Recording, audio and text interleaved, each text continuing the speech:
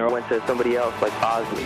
Bottom line, I'm begging anybody out there, before you go and get surgery, before you walk into these hair clubs to someplace, I'm telling you right now, I am $20,000 in the hole and 10 years of stress, the last 3, an absolutely horrifying existence of stress and pain.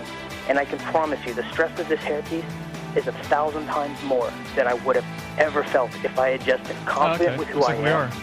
Dealt with the fact that these are the cards I've been dealt and deal with them and just shaved my head.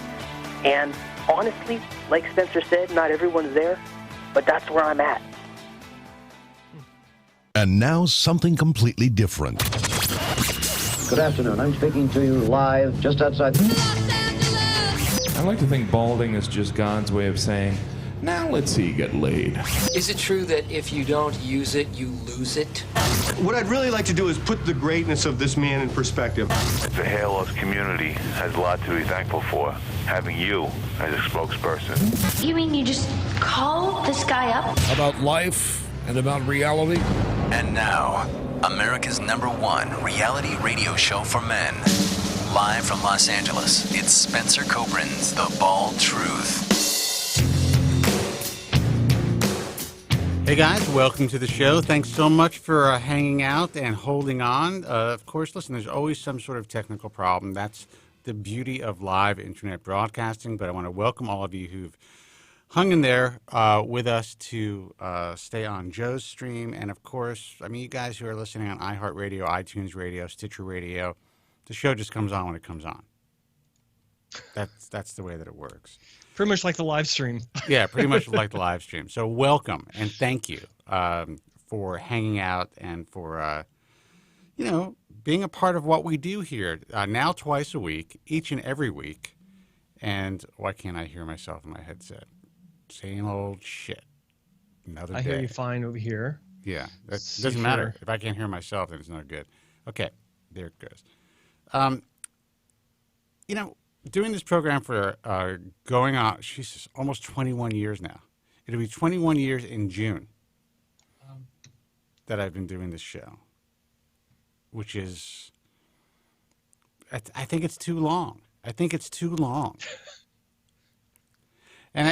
sadly, the reason I have to continue to do it is because, and I will repeat myself every week because that's what the show is about. We do the same show every week for 21 years, now twice a week. Because the industry is so fucked up. Because it's such a dangerous place. Because those who are, who think they're leaders in this field, they're just lost. They are sadly being led in the wrong directions by what I consider to be really poor legal counsel. And again, that's just my opinion. I don't know. I haven't actually met with anybody's legal counsel, but this is what I'm being told. Just they're basing decisions to render themselves impotent on misinformation and the opinions of those who might not truly understand that there are organizations that really do have options to truly educate patients in a safe way where they be completely, they would have absolutely no legal liability, and they would be saving people's lives. And for some reason, a lot of people in this field don't understand that. So what do? They don't do anything. They allow the nonsense to continue, and they blame outside sources like, was it in a Facebook chat today, and I understand the reason for it, but, like private equity firms who are buying up, private practices. I know someone who actually just sold their practice to a firm that does, has several, dermatological type practices under its umbrella. Really? Yeah. The reality is it's not the private equity's fault. It's not the product manufacturer's fault. It's not the techs who see an opportunity to make some money's fault. All of this is controlled by the physician. if physicians didn't decide to get into bed with turnkey machine companies, I'm talking about physicians in every, discipline of medicine, they wouldn't exist. If physicians didn't decide to sell their practices to private equity firms or to managed groups, that problem wouldn't exist. If physicians didn't decide to make certain decisions to kind of ease their pressure because they can no longer figure out a way to navigate through this fucked up healthcare system and now this fucked up aesthetic world, then, the problems that you guys believe are coming from the outside wouldn't exist. Companies who are offering you money are giving doctors the opportunity to sell out. Manufacturers who are offering you devices to make your life easier and to market your practice so you can make more money are just providing that opportunity. You're making the decision to take the opportunity if you see it that way, if you see it as an opportunity. So to blame outside influences for what's happening to this field and what's happening to patients, I think is a fucking cop-out. Well, I'll say this.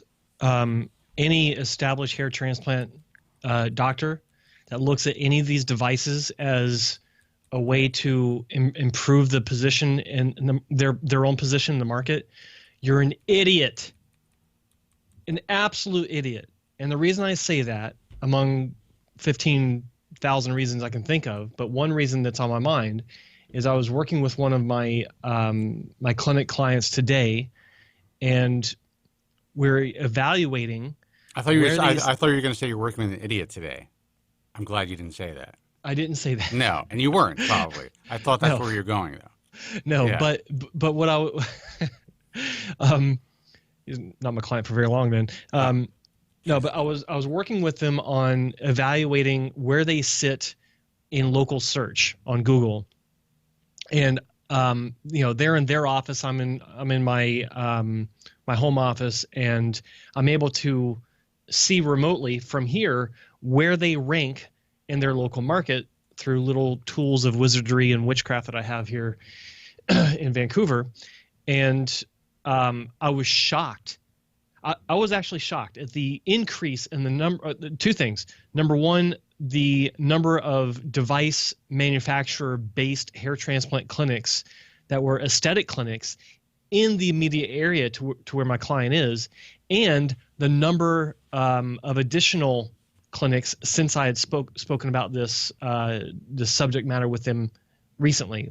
So like in the past 2 months, right? There have been multiple new additions to the local market simply due to device manufacturers going into these different, and they're all carrying the same images, which we know a lot of these clinics are using the stock imagery, as a doctor referred to it yesterday, from the manufacturers to say, look at the results from this machine, when in fact they're saying, look at the results that we can achieve by using the stock imagery. And so it's idiotic because, number one, you're obviously deceiving the patient, but number two, is idiotic because you, as an established hair transplant surgeon, whomever you may be, with X number of years of experience of doing, strip surgery or FUE from, in a different manner with manual or motorized, you're an idiot because you're putting yourself on the same playing field as some esthetician that's doing lip injections. Well, I mean, it's the exact same thing that when people ask me about being a part of these 5-star, top doc, mainstream cosmetic surgery websites, I'm like, yeah, there's nothing wrong with being a part of it, but don't think that whatever leads you're getting from these types of resources are going to be anything more than tire kickers. There's nothing wrong with. I always tell people, go on the lowest level. Don't spend too much time. Now there's sites out there that they used to call them top docs, but I guess they're catching on that it's probably not the best thing in the world to do, so they're calling them top contributors, which I think makes more sense. I don't know if it has anything to do with what we're doing, or it just came to light that they said, maybe that seems deceptive.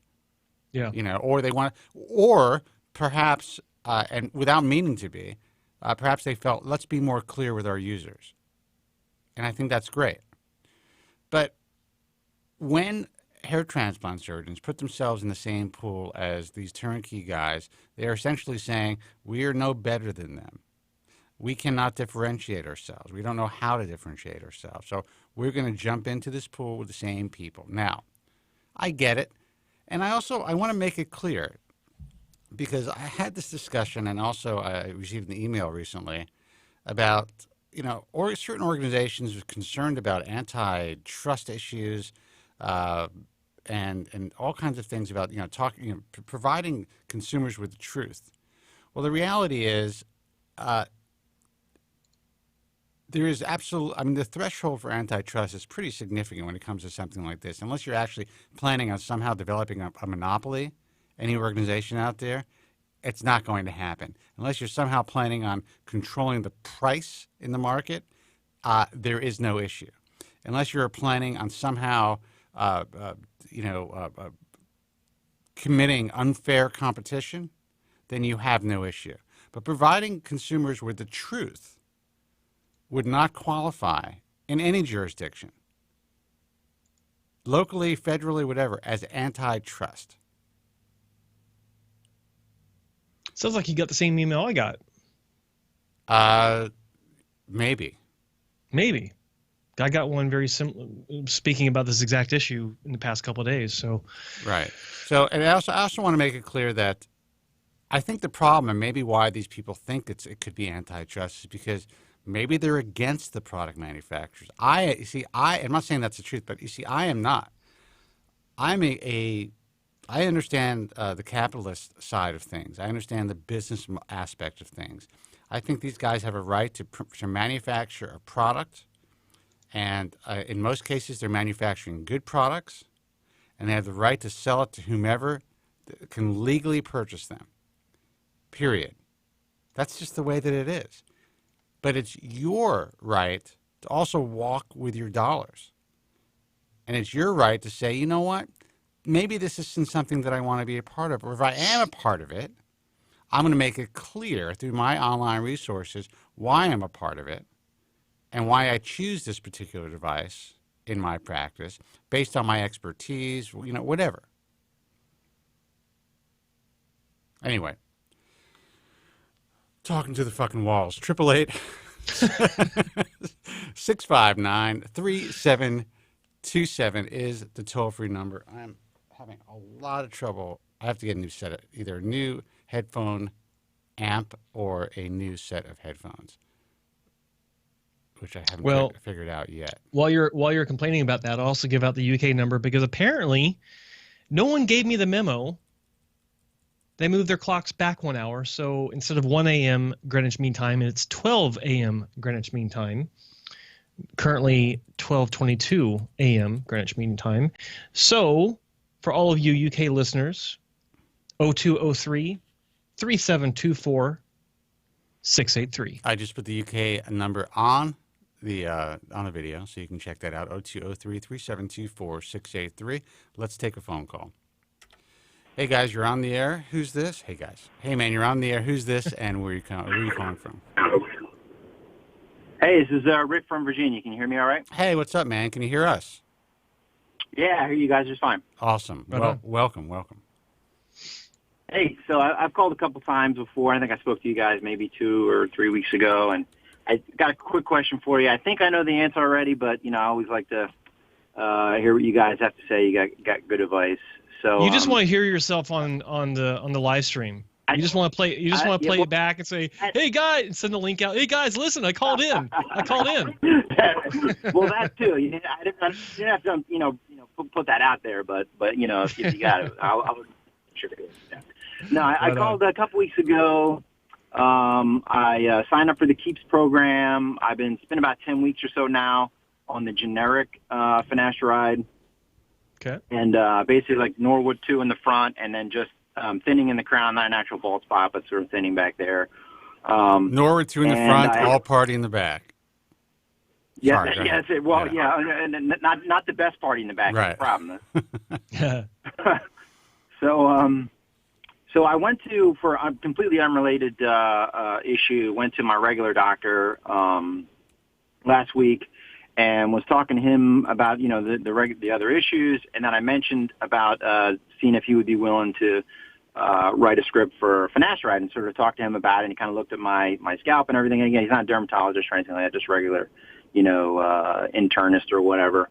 And he's like, yeah, I can see you're thin a little bit back there. He's like, yeah, sure, no problem. But he's like, basically, I have to write you a prescription for the 5 milligram, not the 1 milligram, and you'd have to quarter it.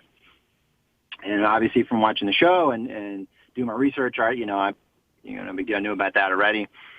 So, I'm like, okay, great. So I got the prescription now, not necessarily tied to the Keeps the Deal program, although it's pretty cheap to do it from there. But I was kind of looking forward, the last time I talked to you guys, about possibly, sort of waiting this out. Should I wait it out or not?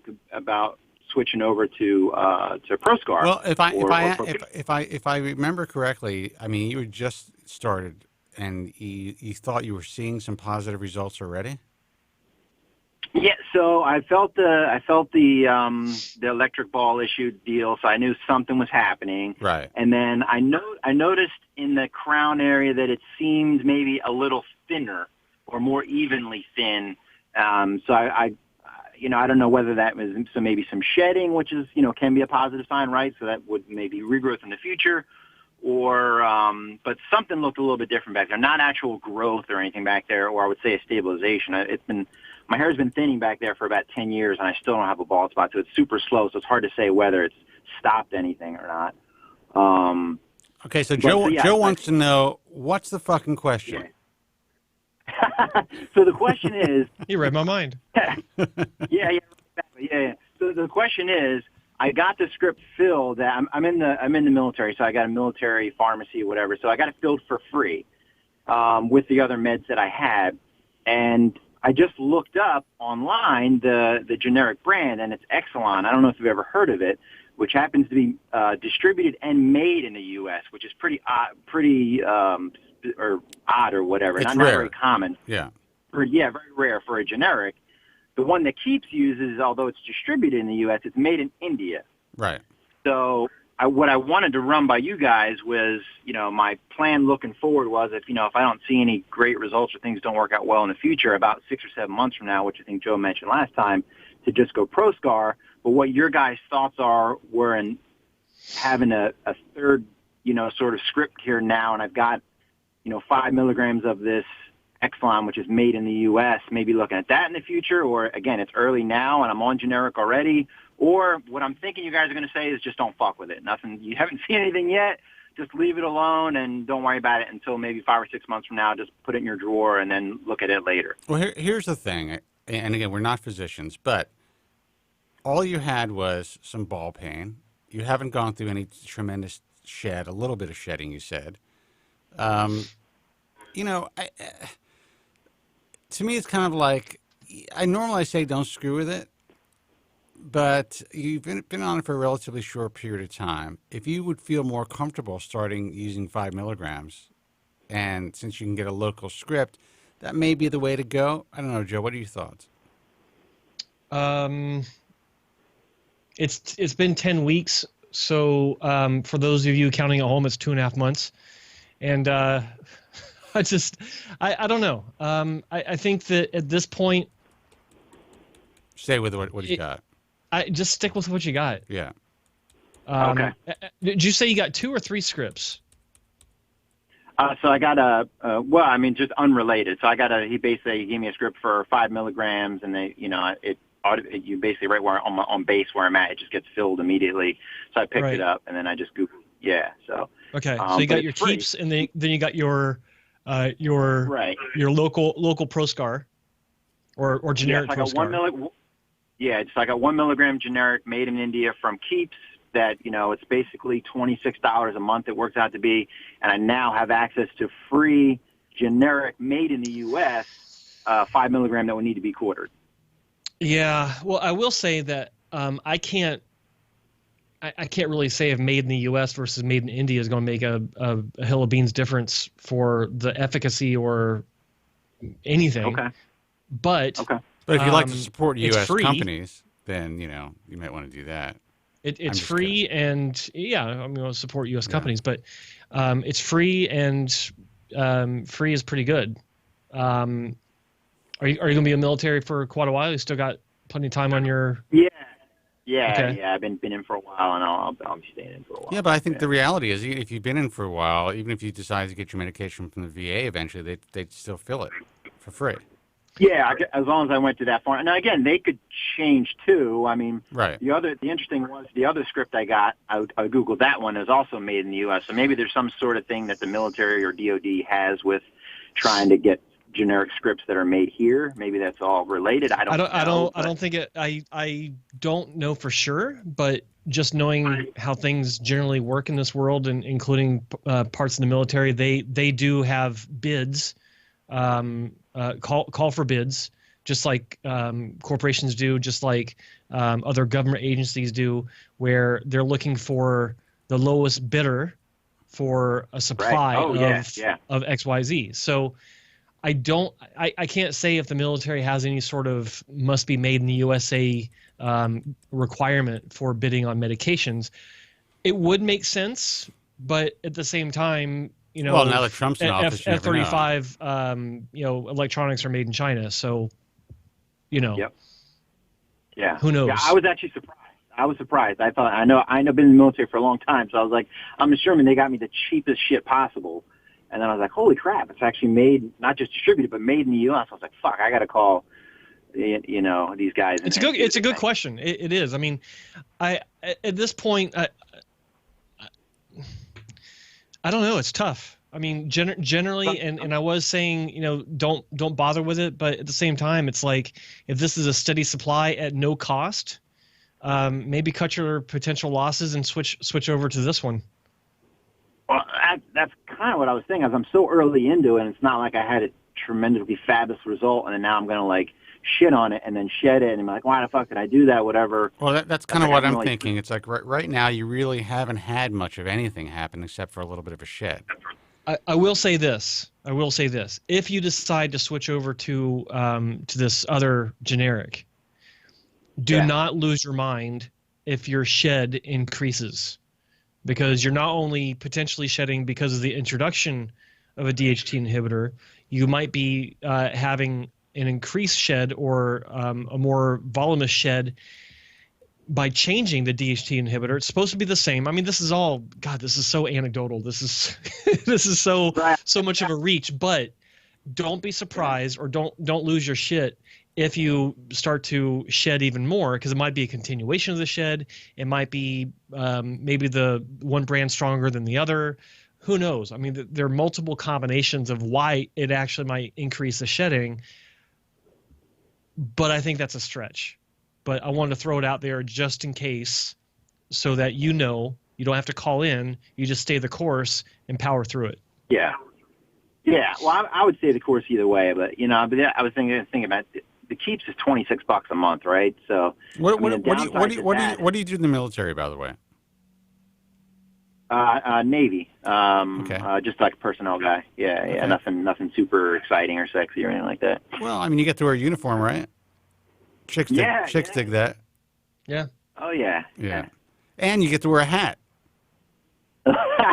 Yeah, which fucks up my hair, which I don't really appreciate. But it does, because you probably go to the bars and all these chicks want to wear your hat. Well, I'm married now, so. You are. So you don't have to worry about that. Yeah. Okay, so like we said, you go to the bars, all the chicks want to wear your hat. It's like, well, I'm married. I don't know. Look, right. Listen, we can't give you advice where we can say, hey, you know what? It's probably not going to make a difference, for sure. If it's free and, you've only been on for 2.5 months, jump over to the U.S. generic. We don't know if the U.S. generic is better than the Indian generic that Keeps is getting for you. But also realize that Keeps and all these other companies could eventually change their generic as well. They're in the same boat. So you may be, you may be committed to using this company and getting, thinking that you're doing the right thing and using the same exact generic, and then you're going to find out, if you ask, that you're getting a different generic maybe in 2 months. That's very possible as well. So anything can happen, Right. whether you're using a pharmacy, the VA pharmacy, or using a company like Keeps. I don't think, and again, this is just, if I were to advise a friend, I would say you're probably going to be fine if you switch over. But again, we're not doctors. Do not blame us if you get fucked up. Yeah, I got you. Yeah. But if like my buddy was coming to me and asking me this, I would say, dude, 2.5 months, you could switch. You probably won't have any issue. Check. So, all right, guys. But I appreciate the that. bottom line is the decision is yours. So, did you ask your doctor? To fuck with or not fuck?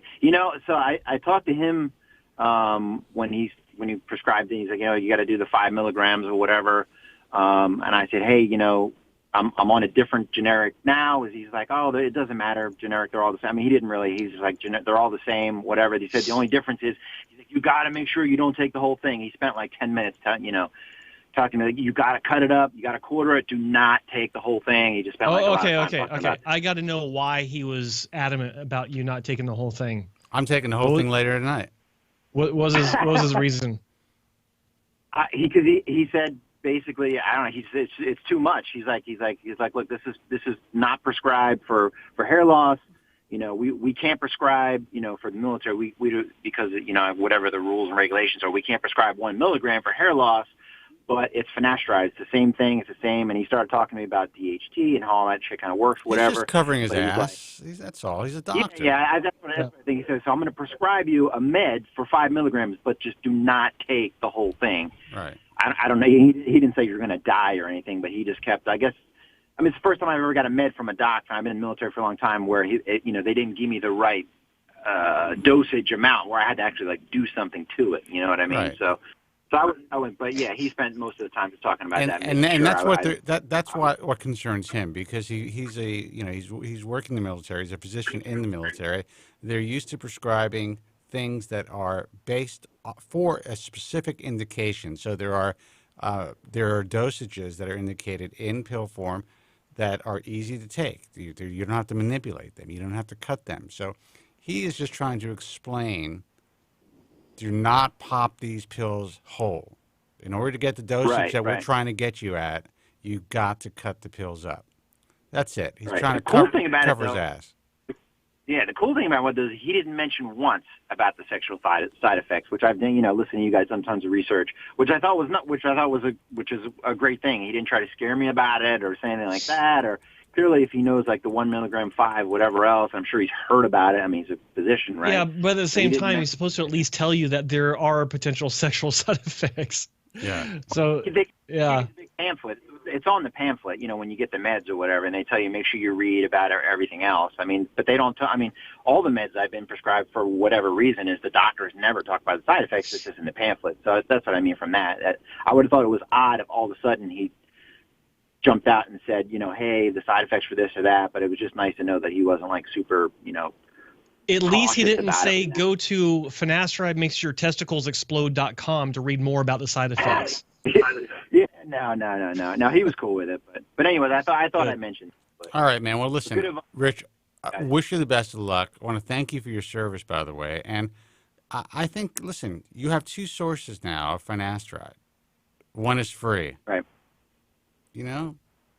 Doesn't seem like a hard decision to me, but I get it. You've been listening, and also you've been listening to the show too much, because I know guys. Not that we don't appreciate that. I know guys. I have friends. Actually, my best buddy, I grew up with.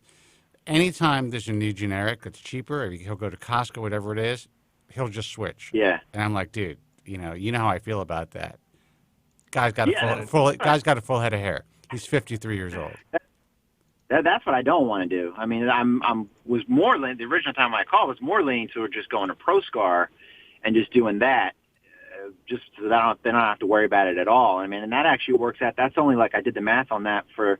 It's basically because you're cutting it for anyway. It's it'll cost me between $40 and $50 a month, which is $15 more than generic, which isn't breaking the bank either. But But like I said, this one's free, and it was, like I said, made in the U.S., and that got me all fucked up in the head, so I figured I'd call you guys. Well, don't get fucked up in the head. You know you're not having any adverse side effects from the current generic. It's unlikely you're going to have side effects from this other generic, and you're probably going to be just fine on it if you decide to take it.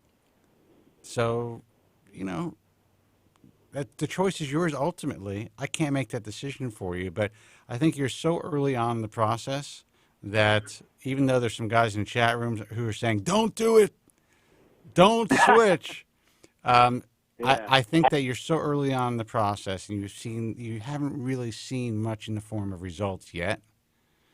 There's only so much you could fuck up. I could see if you've been taking this for 2 years and you're like, man, I've been getting great results. I have complete cessation of my hair loss. I regrew some hair. And then I'd be like, dude, whatever you do not switch that pill. Find it wherever you can. And I would kill myself then trying to save, fucking $26 a month and then like shed all my hair off if it had been like, but 10 months, I don't know. Well, and that's really when we see and hear these issues. It's usually guys who've been on it for a while.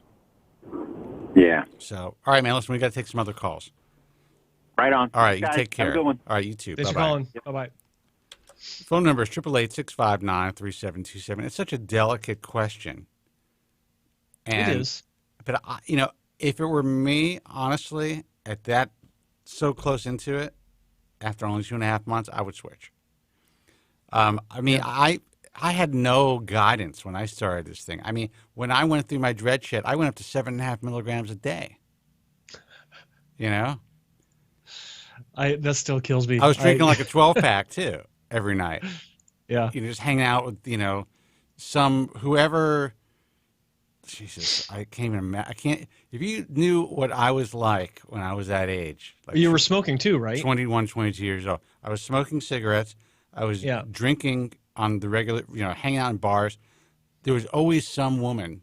There were girls, I guess, involved in the scenario. It was just, and I was somehow holding down and making, as an entrepreneur, making a fucking great living and killing it.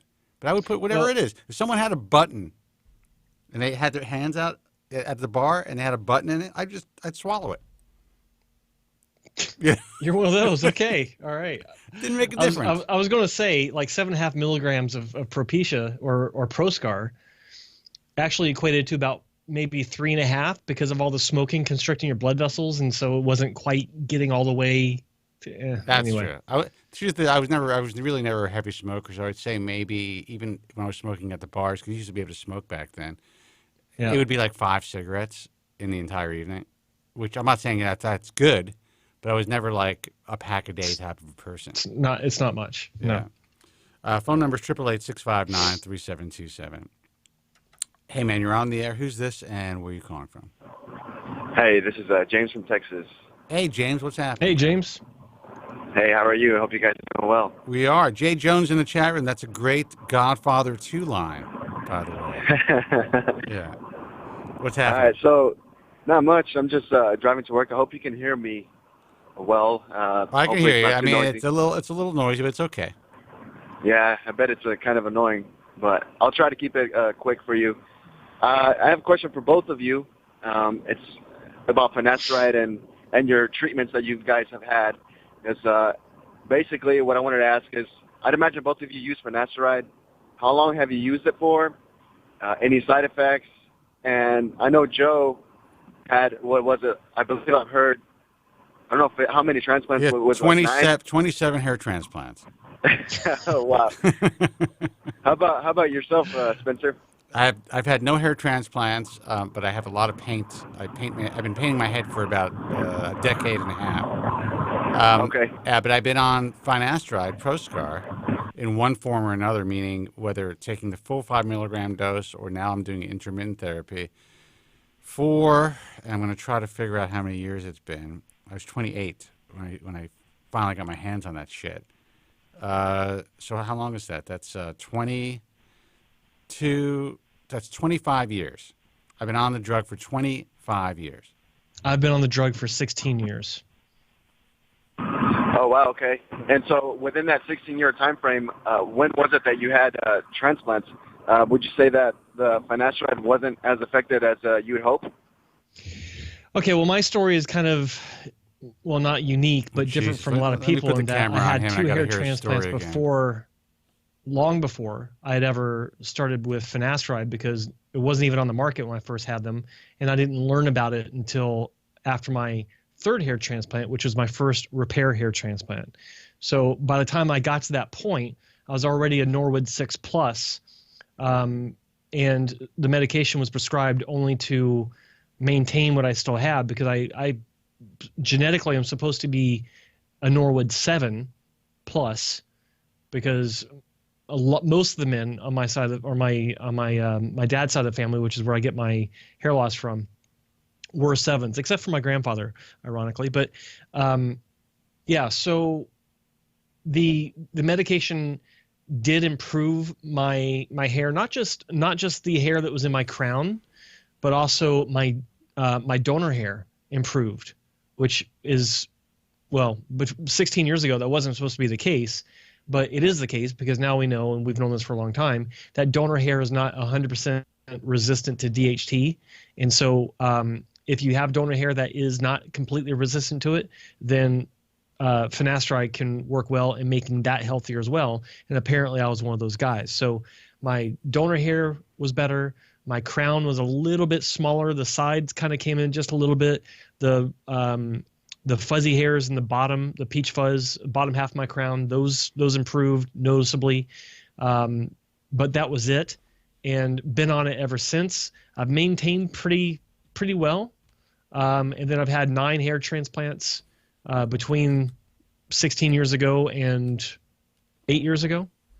And yeah, so it's been great. And as far as the side effects, after I started taking it for, I don't know, a few weeks, it was that residual nut kick feeling about 5 minutes after you get kicked between the legs. And that lasted for a couple of weeks. Oh, wow. Wow, that sounds terrible, but I guess it went away. So No, I said 5 minutes afterwards, not the initial impact, and not the worst part, which is like 5-10 seconds later. I'm talking about, significantly long. You can still feel it, but it's significantly reduced, and it's more of a mild ache as opposed to, getting really squared up. Yeah, that's good. What about everything else, like the what the gyno, the brain fog, the penile shrinkage? I have it all, man. I'm a size B cup. What? Oh! Sorry, I was just joking. Nothing else though. No other issues. I'm 53 years old. There's not a man boob in sight. I mean, there was when I was fat. I was 30 pounds heavier a few years ago. So, I mean, there was definitely some gravity and some fat happening in the chest area. But lost the weight. I was like, I thought maybe there'd be something there. Nothing. I'm like a 10-year-old Swedish kid. So, and I don't mean as far as shrinkage either. Hello. Are you there? All right, we lost the caller. Yeah, we lost him. Anyway, phone number 888-659-3727. Remember, when we lose a line, guys, a line is open, so you can call. This is a live call-in broadcast. If we do not receive phone calls at any point, we can just shut down. Just be like, shut her down, Joe, and that's it. It's the end. I hear you, man. Otherwise, we're just going to do a podcast. So that phone number is 888-659-3727 for the guys who are in the UK. I will put up the UK line so that you guys can see that. It's 0203-3724-683. And as far as you guys in the chat room fucking around, talking about my drinking and shit like that. Look, the reality is when I was not the kind of, I didn't drink at all in high school, okay? I was an athlete. I was like, I was like, it didn't even enter my mind. I see kids getting loaded and stuff. I thought they looked ridiculous. I don't know why.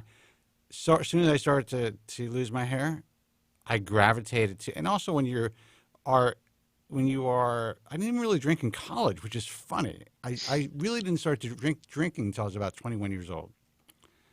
And when you kind of get out into the world, your entire social life, your atmosphere is based around a bar or a restaurant that has booze.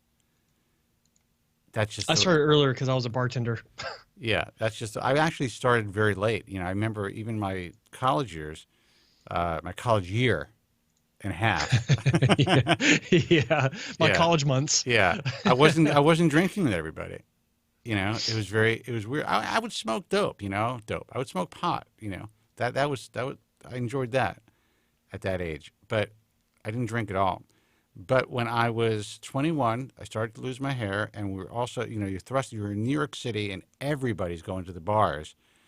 I definitely noticed that having a few drinks dulled the pain of my hair loss, and it also gave me what you kids may call liquid courage. So I would be able to go out, even with the being self-conscious about my hair and the amount of hairspray, and still, I guess I needed to prove to myself that I was still in the game, even with dealing with hair loss, which is kind of sad because I know guys my age now are still trying to prove they're still in the game. And now it's a different kind of a thing. Anyway, let's take a phone call. Hey, you're on the air. Who's this, and where are you calling from? What's up, boys? It's Nico. How do? Nico, what's happening, man? Nico, what's up? Couldn't let you down. I had to call. How's it going? Good? Yeah. What's going on? I had a quick question for you guys. I was just wondering if you've come across many cases or patients or in friends, whatever, who've experienced or went through, what do they call it, alopecia areata, but incognita. The incognita version. Alopecia areata incognita. Yeah, that's interesting. I have heard of everything. Is this like a code word for something? There's another name, probably more scientific, but maybe diffuse. I don't know. Oh, you're talking about diffuse alopecia areata. Incognita, that's interesting. Why don't I know that? Yeah. Or did I? Hold on. Yeah. Google that shit. Oh, I'm going to Google it. Alopecia areata incognita. Damn. That fucking disturbs me, man. I have never been stumped. It disturbs me. I've never heard of that. I've never been stumped on this fucking show. Am I calling the wrong show? Shit. This is... I think Nico's making shit up. No, he's not. Alopecia. It's not good. I stopped calling it then either. Yeah, also known as diffuse alopecia areata. I've never. Okay. There's never been a scientist, a physician, or anyone I've ever spoken to, interviewed, anything I've ever read that refers to alopecia incognita. And now I look it up, and it's everywhere. See? Exactly. So, it's like, what?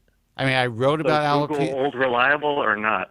I have to tell you, actually, we're going to have to update the American Hair Loss Association, which we've had to do for the last 10 years, and we're working on it. Fuck your shit up. But when we update it, we're going to add, instead of just having diffuse alopecia areata, we're going to have in, not parentheses, but in parentheses, incognita. So thank you for that.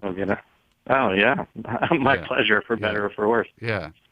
So have I? Yeah, I've actually come across people over the years who were diagnosed with that after quite a few disappointing situations. I had one kid who ended up going to a very well-known physician, one of the wealthiest hair transplant surgeons who ever lived, who ended up doing plugs on him when he had alopecia areata or diffuse alopecia areata.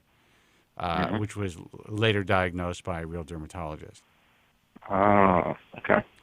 So that's why I had that in memory. Like, this kid was really, it was a sad story. And this guy is a very famous, like one of the grandfathers of hair transplant surgery, still kind of practicing. And his whole family is in the business. Let's put it that way. And it just shows you that, God almighty, man. I mean, how can this kid not be sent out? I mean, you looked at his level, and even if it was alopecia areata, diffuse form, the fact that the kid had diffuse hair loss in general, even if he didn't recognize it as alopecia areata, the fact that he was transplanted, in my view, is criminal. Well, it's funny because I was even thinking if that was more appropriate for a transplant surgeon to assess or a regular derm. Okay. wild. Well, but a hair transplant surgeon should be able to assess Should be. that. Sure. You know, especially if they understand this industry and understand the science of hair transplant surgery, donor dominance. Yep. But it's just whatever. Back then they didn't give a fuck. And they still don't, really. Now it's actually worse. Joe, your video's all fucked up. Yeah, I know. I'm not sure why it's on our Skype feed and YouTube feed.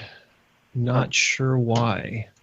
What's going on my computer? Anyway, what else is going on, Nico? Well, I mean, I think the reason why I asked that question is not because I'm off chronic and anxious. But no, it's more because of how we talked about how I was taking, I started finasteride 4 or 5 months after transplant, and just because my shit's all fucked up in the shedding phases, that I've had. So you've been Googling, and you found out that this happens. That this is a possibility. Now you're thinking that you possibly are dealing with diffuse alopecia areata. Well, I tried not to be all paranoid and anxious about. I only kind of have gone through. The motivation was because what I actually see, not what I imagined.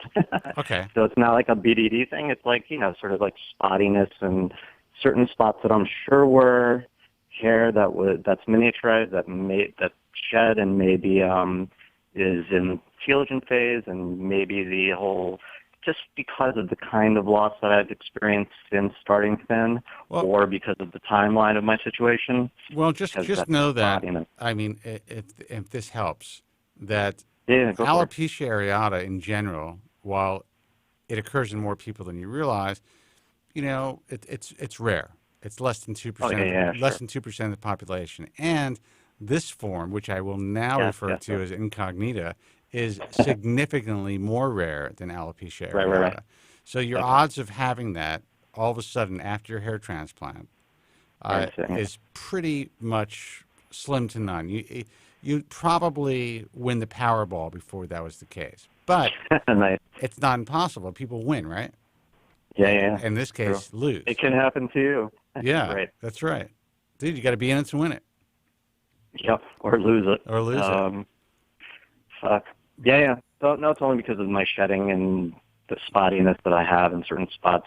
And it honestly wasn't about like being, God, I can't even think of the fucking word, hypochondriacal about it. Just sort of what I actually see. So again, I guess I just got to give it time to see if thin is.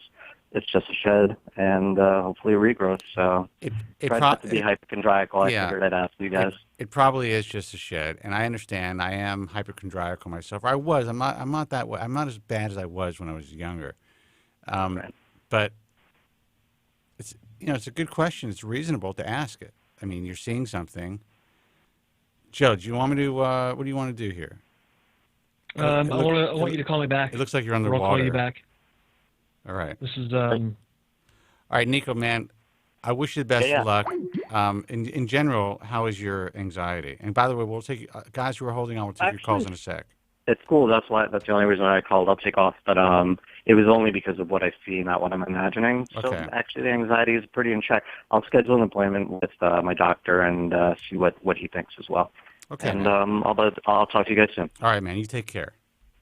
Thanks. Bye-bye. Take care. Good luck. Bye. Phone number is 888-659-3727. He wished me luck. I guess we all need some luck. Good luck to you, Nico. Let's see who this is. Hey, man, you're on the air. Who's this, and where are you calling from? I don't want to have to call in, but it sounded like the lines weren't that busy, so Dante's calling in. Dante, how are you, man? And you know what? Now they are busy, but thank you for letting the world know that the lines weren't that busy, because I was going to cut out the part when I was saying call in, guys. I'm just kidding. Yeah, so I don't want to see you have to go home, so I figured I'd give you a call. I appreciate I have nothing to offer. Well, thank you. What do you mean you have nothing to offer? You have a voice. You have a story to tell. You have experience. You have young guys who are out there listening. You got a lot to offer, man. All right, well then, I'll get started. Mm-hmm. My son says to me the other day, "Hey, Dad, why don't you just be a can of Aquanet for Halloween?" That was really that. You know what? I am not a fan of capital punishment in any way. Capital punishment, yeah. What is it called? Not capital punishment. when you hit your kids. What is it called? Corporal punishment. Corporal punishment. But let me tell you something. My dad would have beat the shit out of me if I said something like that to him. Well, you know what the funny thing about it is, though, I never use hairspray, and the reason this is how psyched out I am. The reason I never use hairspray is because during the day, if I have to, like later on in the afternoon or early evening, if I have to comb my hair and I, put a brush through my hair, it sounds like all my hair is breaking. Yeah. You know what I mean? Yeah. Do I know what you mean? Yeah. I wear a can of hairspray every day. I comb through it, and it's just like sometimes I got to pull through it. It is what it is. Look, I was out the other night. We're still waiting for Joe to fix his shit. I was out the other night, and I was at a local place that I go to. This young girl who is leaving, very attractive. I didn't realize she was 21, but she was young. I knew she was young. And she's always very friendly. And she told me that she's leaving. She's going to another restaurant, and she wanted to tell me where she was working, and that all of a sudden she's like, we should basically give me your number. Like, we should get together. And I'm thinking, really? Yeah, I'm thinking. First of all, I'm old enough to be your fucking father, and secondly, do you see the amount of hairspray that I'm wearing right now? So this is what's going through my mind, okay?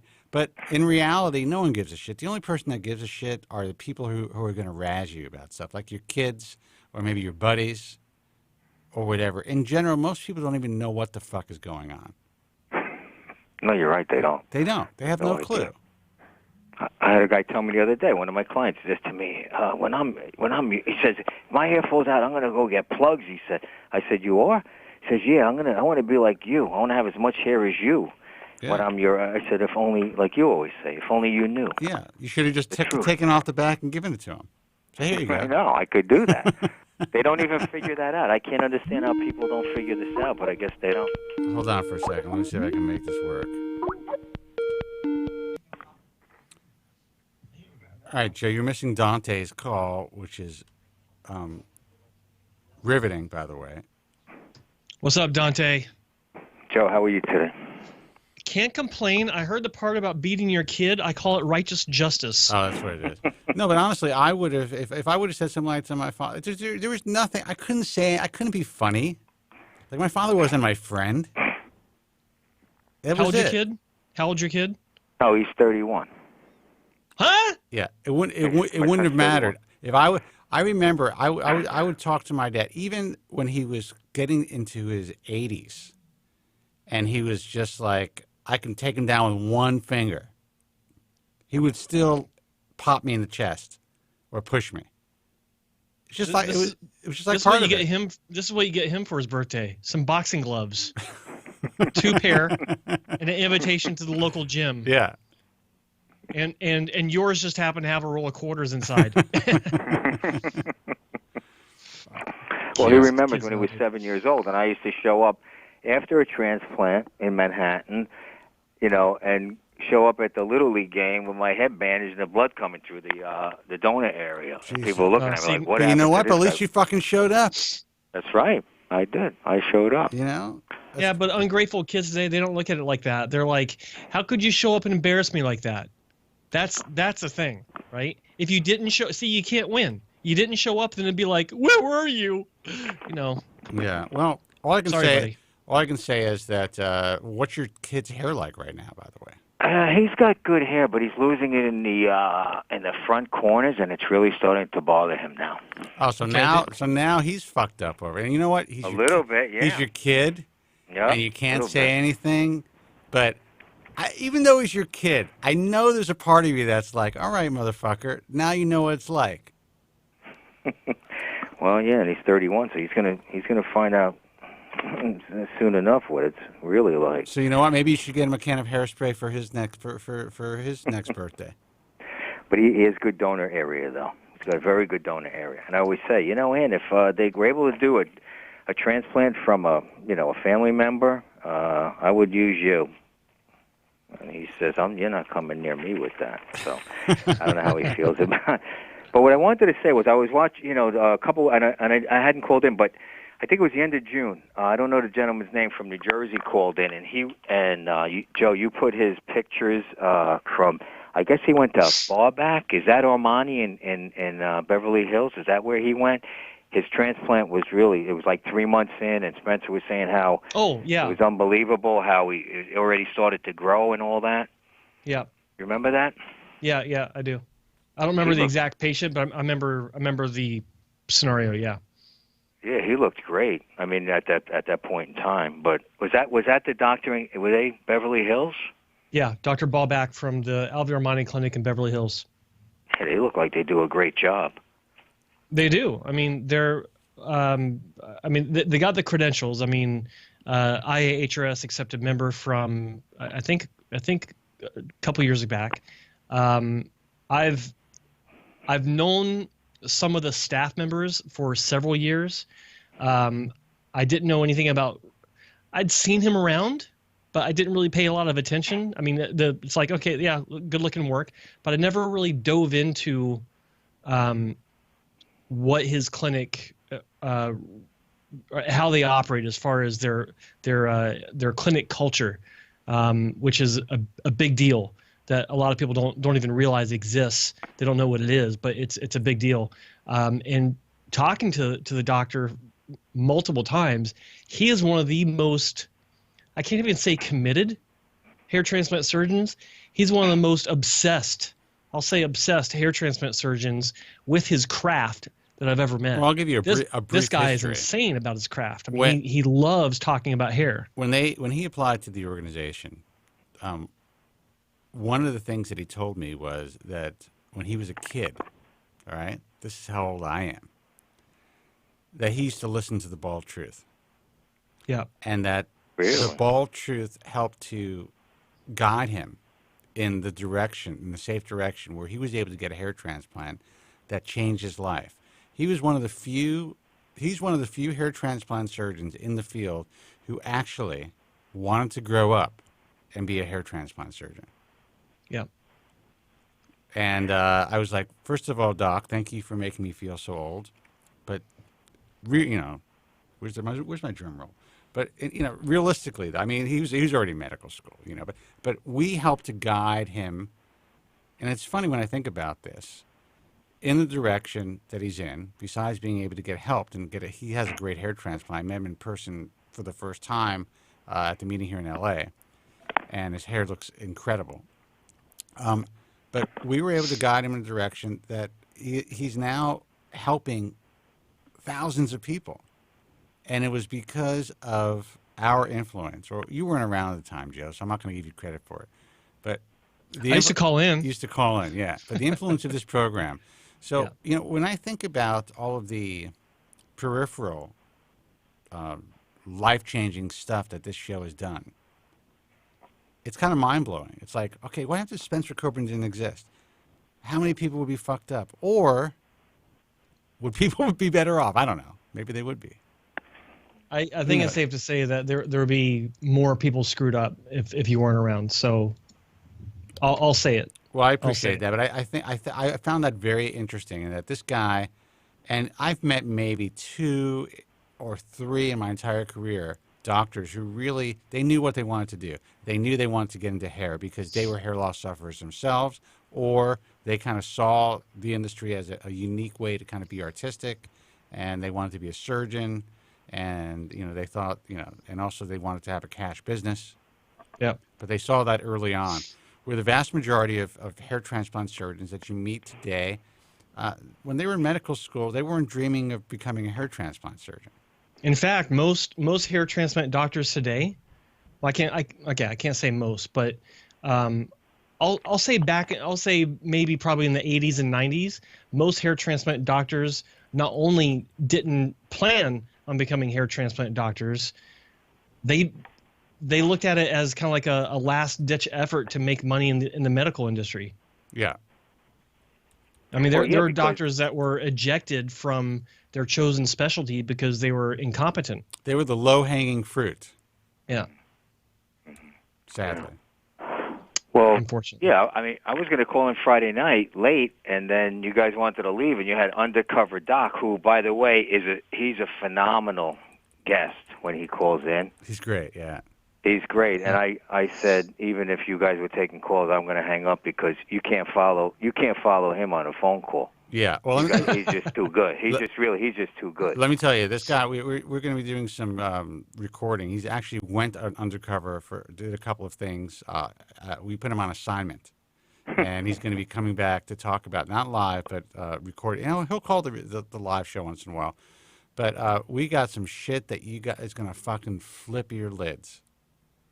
And, it's scary. It's frightening. An undercover doc, he doesn't give a shit. I mean, he's undercover, but he doesn't give a shit. He puts himself out there. He goes into these offices, and he knows all the right questions. He's been doing this for 25 years, and he's one of the few guys. I mean, there are guys out there who are willing to come out and tell the truth, but yes, he's under a veil of anonymity in a sense, but he says shit that, I mean, it's pretty raw. Yeah. It's pretty raw. And I've had doctors complain. Doctors who have talked to me and be like, do you think that's really great for the field? I'm like, yeah, I do. I really do. I think it's really good, actually. And I think it's really good for consumers to have the fucking truth so they can make informed decisions. Respect. Yeah. Yeah, because I remember when I started, I think it was 1992, you couldn't find a person that would admit to having a hair transplant. And I said to myself, nope. Well, and then all of a sudden I had, back then they did, 3 in the first 9 weeks or 6, whatever it was. It was ridiculous the way they used to. You come back in 6 weeks, we'll do fill in where we, we'll fill in between where we just put in, and until I had my second transplant. Oh, you had a I had that, but no one would speak about it. No one would speak to you before you went, even if you told people you were going to go. That's how it was. So what you guys are doing is great, dude. What we're doing is great. What Undercover Doc is doing, and also Undercover Tech, and I have to give Undercover Tech a lot of credit. Now we're going to have another Undercover Tech, but she's going to be our main Undercover Tech.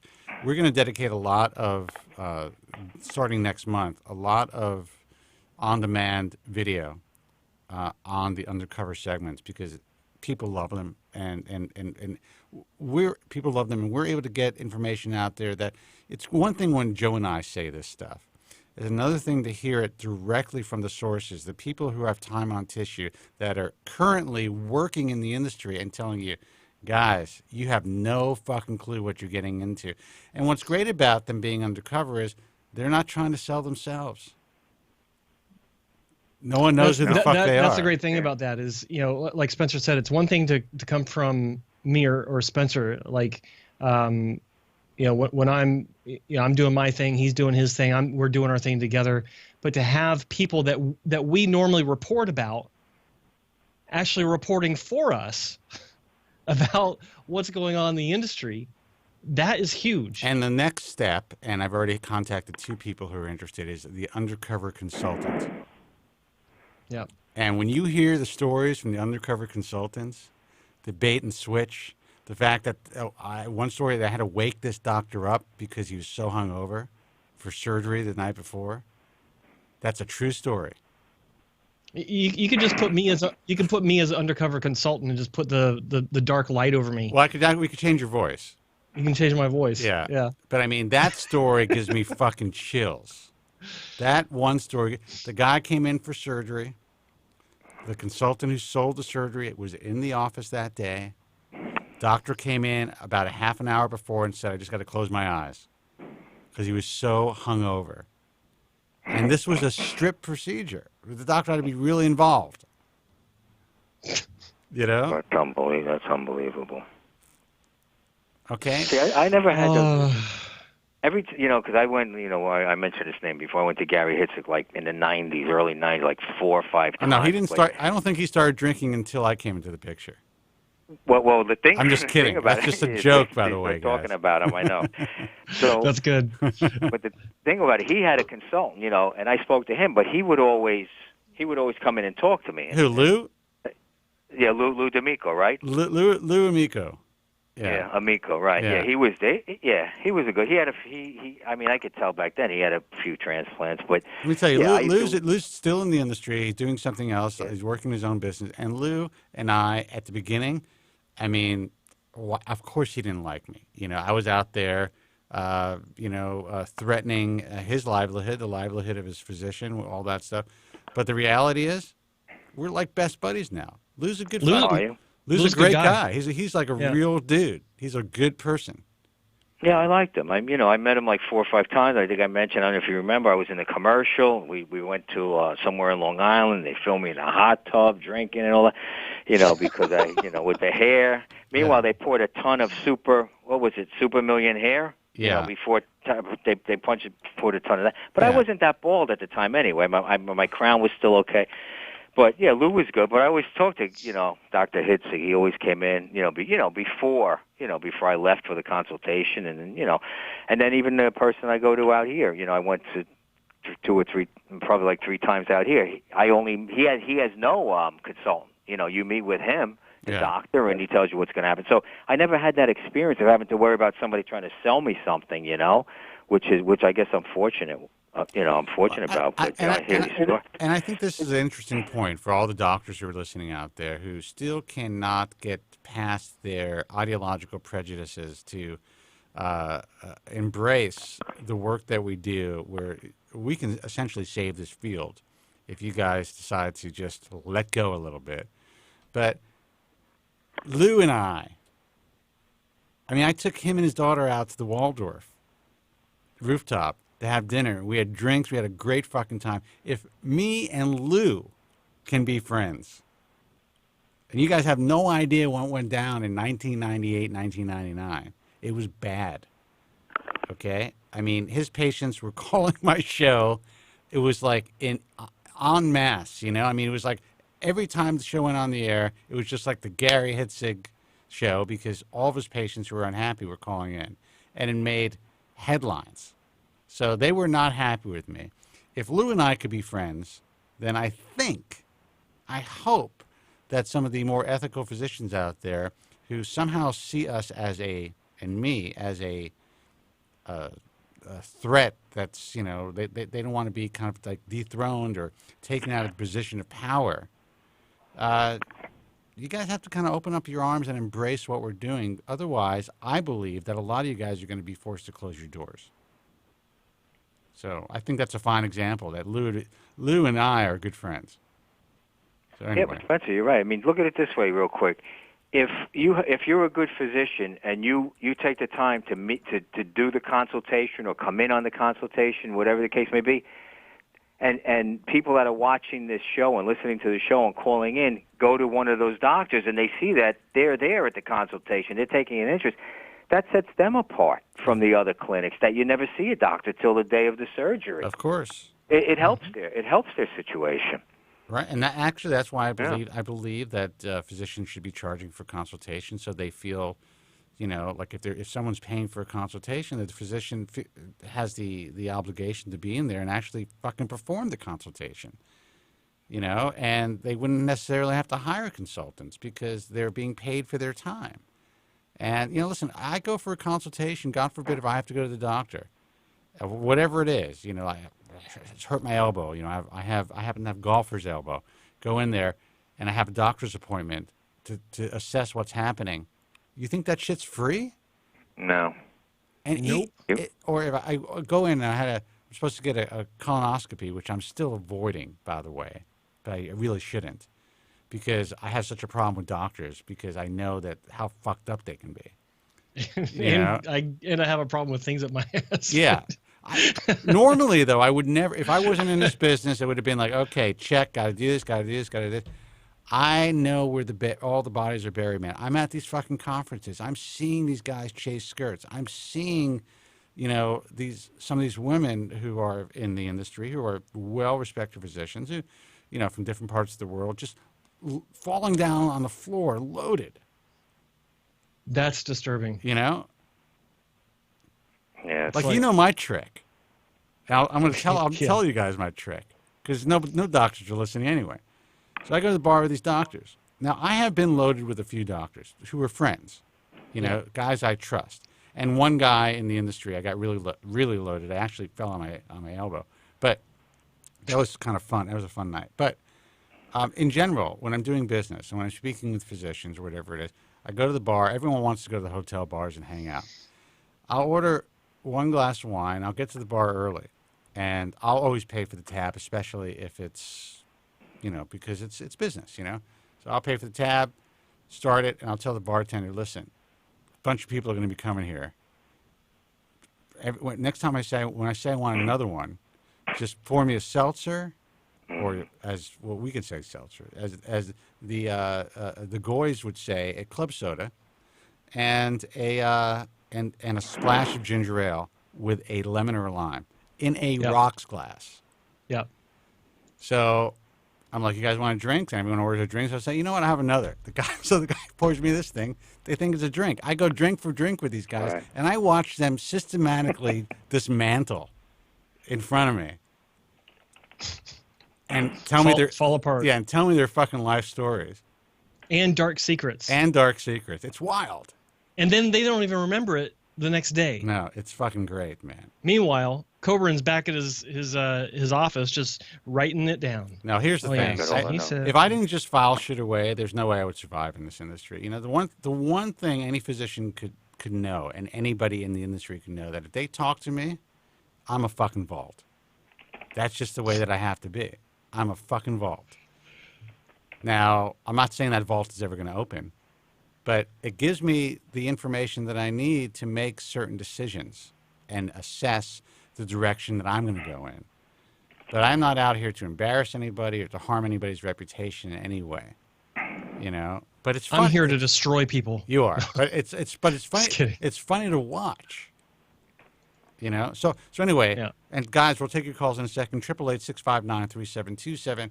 My whole thing is that's why I can't even go to the fucking doctor. I told you I went to the urologist.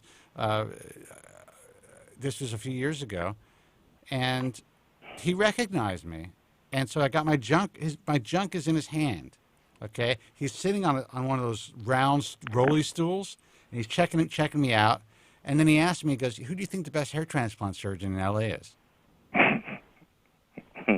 I'm like, while his junk was out. I'm like, Doc, let's finish this up first. You know? So, you know, he could have been a little bit more like, hey, listen, you know, afterwards, I have a question. I happen to recognize you, or I listened to your show, or whatever it is. But my cock was literally, he was staring at it. He was at eye level up, you know? Fucking, it just, I can tell you guys stories, man. That's why I can't go to the doctor. But Dante, listen, tell your son that next time he makes fun of your hair, just say, I'm filing that shit away, and walk away.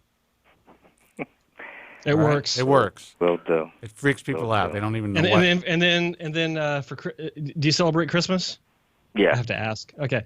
And then in his stocking have a mix of Kobren, Durmatch, and Topic. I have Topic on my desk in the office, and he's there you go. With me, so he sees it. But one other real quick thing, you know, a lot of guys the other day, I remember Friday, Tuesday, I don't remember what show was talking about like a cure, you know, and you guys obviously are always saying don't hold your breath, you know.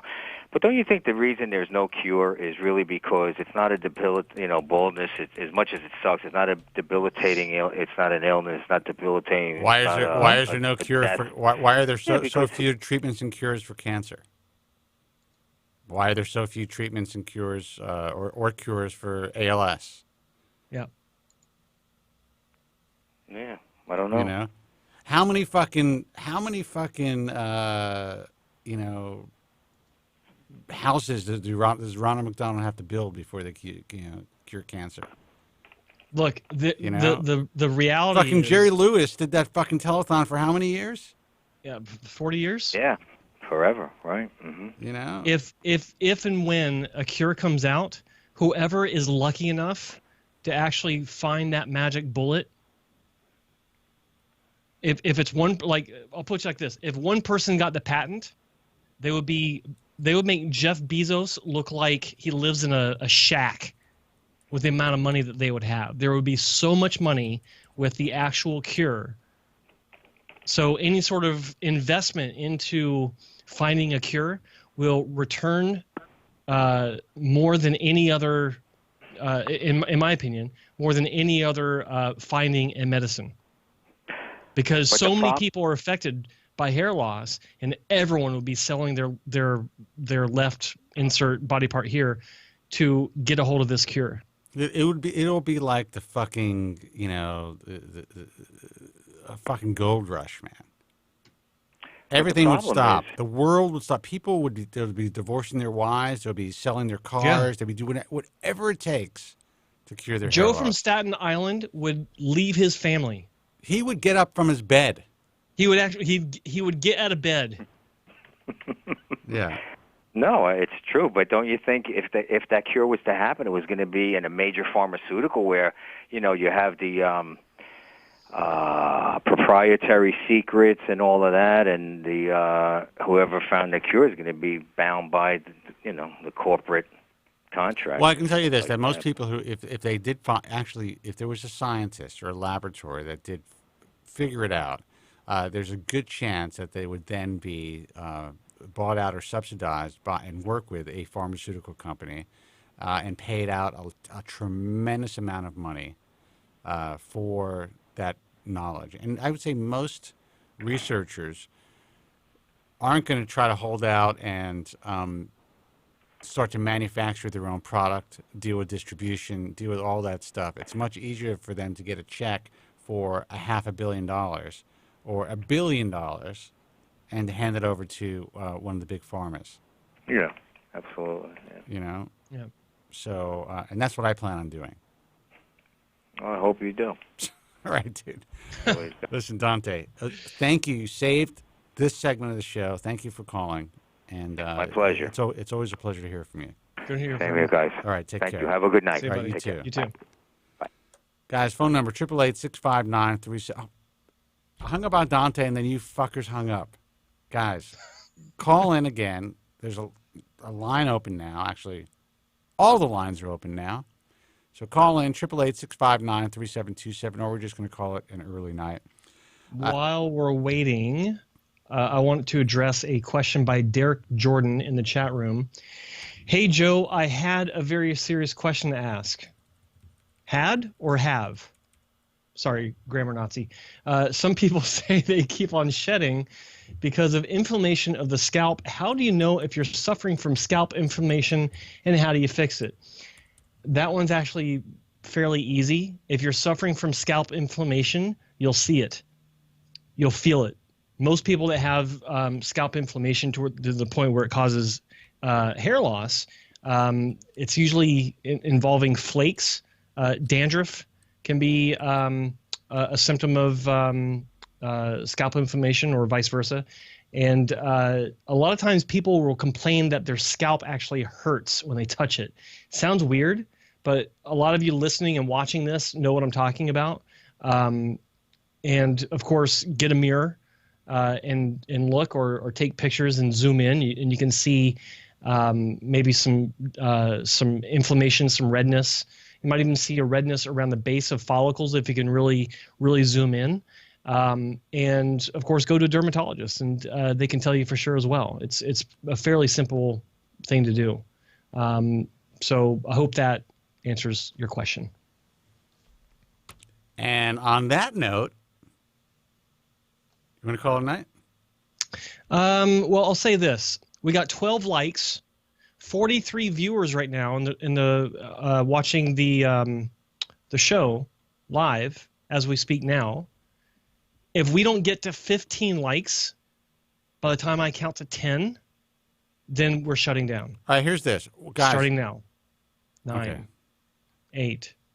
You can keep talking. 7. I want to hear the countdown. 5, 4, 3, 2, 1. Fuck all you guys. Gone fishing. See ya. Oh, now it's 17. Okay. Shit. Damn it. I refreshed it. We were trying to get out, but they keep pulling us back in. Well, guys who are listening actually I know that most of you guys who are listening on the app, the iHeartRadio app, or on iTunes, or whatever it is, you're probably in your car and you're not going to Joe's page. We've been trying to grow Joe's YouTube presence. He's been doing a great job on his own, obviously, but we do the broadcast on Joe's page for a reason. And that is, eventually I like to get the fuck out of here. So, maybe we'll have Joe do the show. But also, I want to provide Joe's viewership with the ability to, see the live broadcast and interact with Joe. And, now that I'll chime in as well. But we want to kind of build this platform because Joe is the one who kind of kept me doing this. He brought me back in. He showed me the crap that was happening on YouTube. And I know that I should have been more aware of it. And I know that I should have been more involved. But look, I'm in my 50s, man. I can't spend all my fucking time going through YouTube videos about hair transplant surgery. Now I do. And now I'm obsessed with it again. But it was Joe's idea to bring the program to YouTube. So you know what? I want to keep this on Joe's page. So go to youtube.com/hairtransplantmentor, like Joe's page, press that bell or whatever, ring the bell so you get... subscribe and ring the bell. Yeah, subscribe and ring the bell. And let's grow this thing. Let's get him to the 10,000 mark. And you know what? Let's double that in the next 2 months. We can. We have the listenership. Now, for some reason, the guys who use the apps, they're not calling in. That's just the way that it's always been. Yeah. But you can. You can pull over. You could, if you have a decent car, you can probably just say, put us in Siri and say, call the bald truth. Set that shit up. And you can call in. It's fine. I don't even use Siri. You know why? I'm so paranoid that I turn that shit off. You can actually put the toll-free number in your contacts. Yeah. As the bald truth, and then, hey Siri, call the bald truth. Yeah. Oop, shit. No, my phone's trying to call the bald truth. That's okay. So funny. But isn't that funny? I don't have it on. I won't do it. I'm like, you know what? They are watching me all the time anyway. They're listening to me. I went to the health food store to get bone broth, and all of a sudden on Facebook, I have an ad for bone broth. That is not a fucking coincidence. Well, that's your Facebook. I trust Apple more than I trust like any of these apps. Really? Yeah. You really do? I'm not concerned about Siri. Okay. I'm concerned about everything else. Mm-hmm. All right. Let's see who this is. Hey, you're on the air. Who's this and where are you calling from? Dude. He actually hung up and after. He breathed. Guys, all the lines were lit like 1 second ago. Give us a second to answer your calls. It's 888-659-3727. We will take your calls. If you don't want to speak to us, then we're going to go home. That's the way that it works. It's funny. I got that bit. Usually in radio, you would never say that you're not getting calls. People just vamp forever. And Tom Likas, I was going to say, let him rest in peace. He's not dead. I was actually thinking that. Let him rest in. Oh, holy shit! That's weird. Isn't that weird? It is weird. Don't jinx the guy. No, but his show is currently not on the internet anymore. At least the live stream. He's dabbling in the podcasting world. Yeah. Now, I think that he could have continued on live, and he could have done it in a different vein. And I think he would have found some tremendous success, even though he brought in a lot of money into that program, and he got good calls, and he really turned it into something fantastic. He did a lot that other people couldn't do online. It's just that his overhead was so high, he could not keep it. He couldn't. It was not sustainable. With that said, he would get on the air and say, "I'm going home. If you guys don't care enough to call the show, this is a call-in show. I'll just do a fucking podcast." I actually just did a quick search on him. He's still going to be broadcasting. He's switching to a subscription-based podcast. Well, it's a podcast. He's not doing any live broadcasting. Okay. Yeah. There's no call-in. Post your thoughts about the end of our 24/7 live stream as we transition to become a subscription-based podcast. Okay. Not that he gives a shit about what I think, but I actually think that's a mistake as well. I think that the podcast should be he should put that out there on iTunes. gives him a tremendous opportunity to create like a Patreon environment. Yeah. And really grow what he's doing. I guarantee you that he cuts his overhead, works in that vein. He can make a hell of a lot more money than he's ever made. Except he wants to keep the boys together, which I understand and I respect that about him. But if you're not doing a live stream, the boys are they're not going to be working anyway. Good point. You know. So anyway, let's take a phone call. Hey, you're on the air. Who's this, and where are you calling from? Hey, Spence, Joe, it's Angelo. Angelo, what's happening, from man? Chicago. Did you get your transplant? Yes, I did. You did, motherfucker. Okay. Well, now all I could do is wish you the best of luck. How'd it go? It went real well. Real well.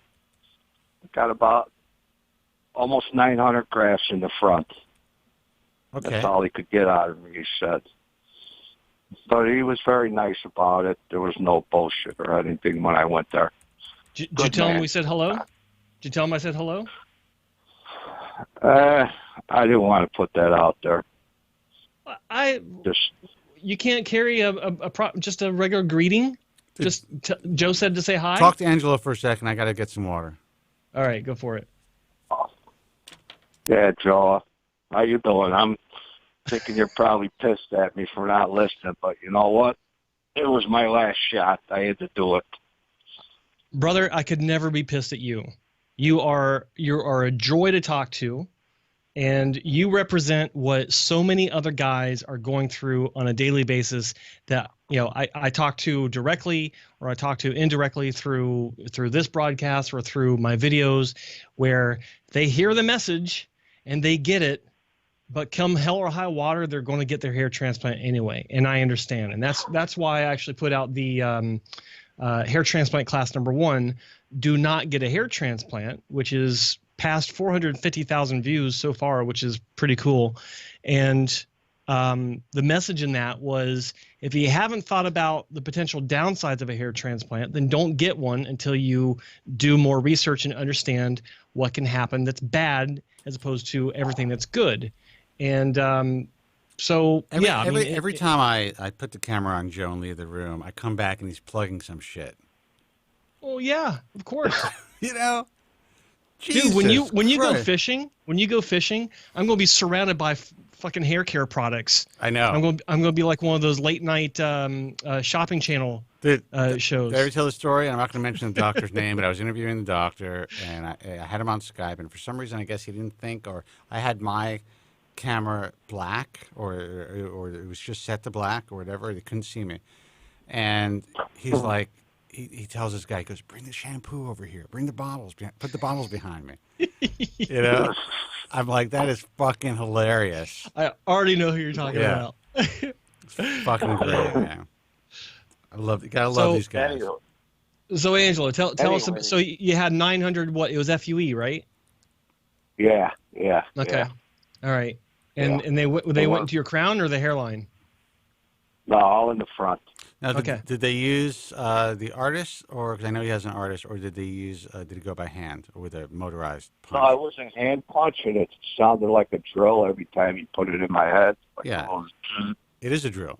Is it? Yeah, that's what they are. They're basically, they're essentially modified, almost like dental drills that have punches on them. Exactly. I had a great technician. She worked on me by herself and was really good. All right. Really? All right, dude. That is, first of all, thank you for letting us know that. So I'm glad that he has a good technician. So you went to, this is Bill Yates, right? Yeah. Yeah. And she told me she's got 15 years experience. She's got 15 years experience, and she did the entire surgery herself? Well, he pulled the grafts, and she implanted them all. Yeah, he made the holes. Okay. And she put them all in. So you're saying that he actually extracted the grafts? Oh yeah. Okay. Yeah. All right. So, but who did the score? Who used the machine to actually score the grafts? Oh, Dr. Yates. Okay. Absolutely. Good. Okay. I would have got up and left if he didn't do it. All right. Good. No, that's good. Yeah, you had us confused there because he said she did the whole surgery. I never heard that Dr. Yates not kind of delegating to a technician as far as the extractions. I meant single-handedly putting them all in. She did it by herself. There wasn't another tech in the room. Got it. Okay. But great lady, beautiful, and I actually went to work that week. Well, listen, I want the outcome to be great for you, and 900 grafts, especially in the hairline, could make a difference. It can make a significant difference. Yeah, and my crown is doing excellent. Excellent. Probably in the next month or so, I'll send Joe a picture. We'd like to see it, and I'm glad that we cleared that up about the technician because that scared me a little bit. Yeah, I'm sorry I misled you there.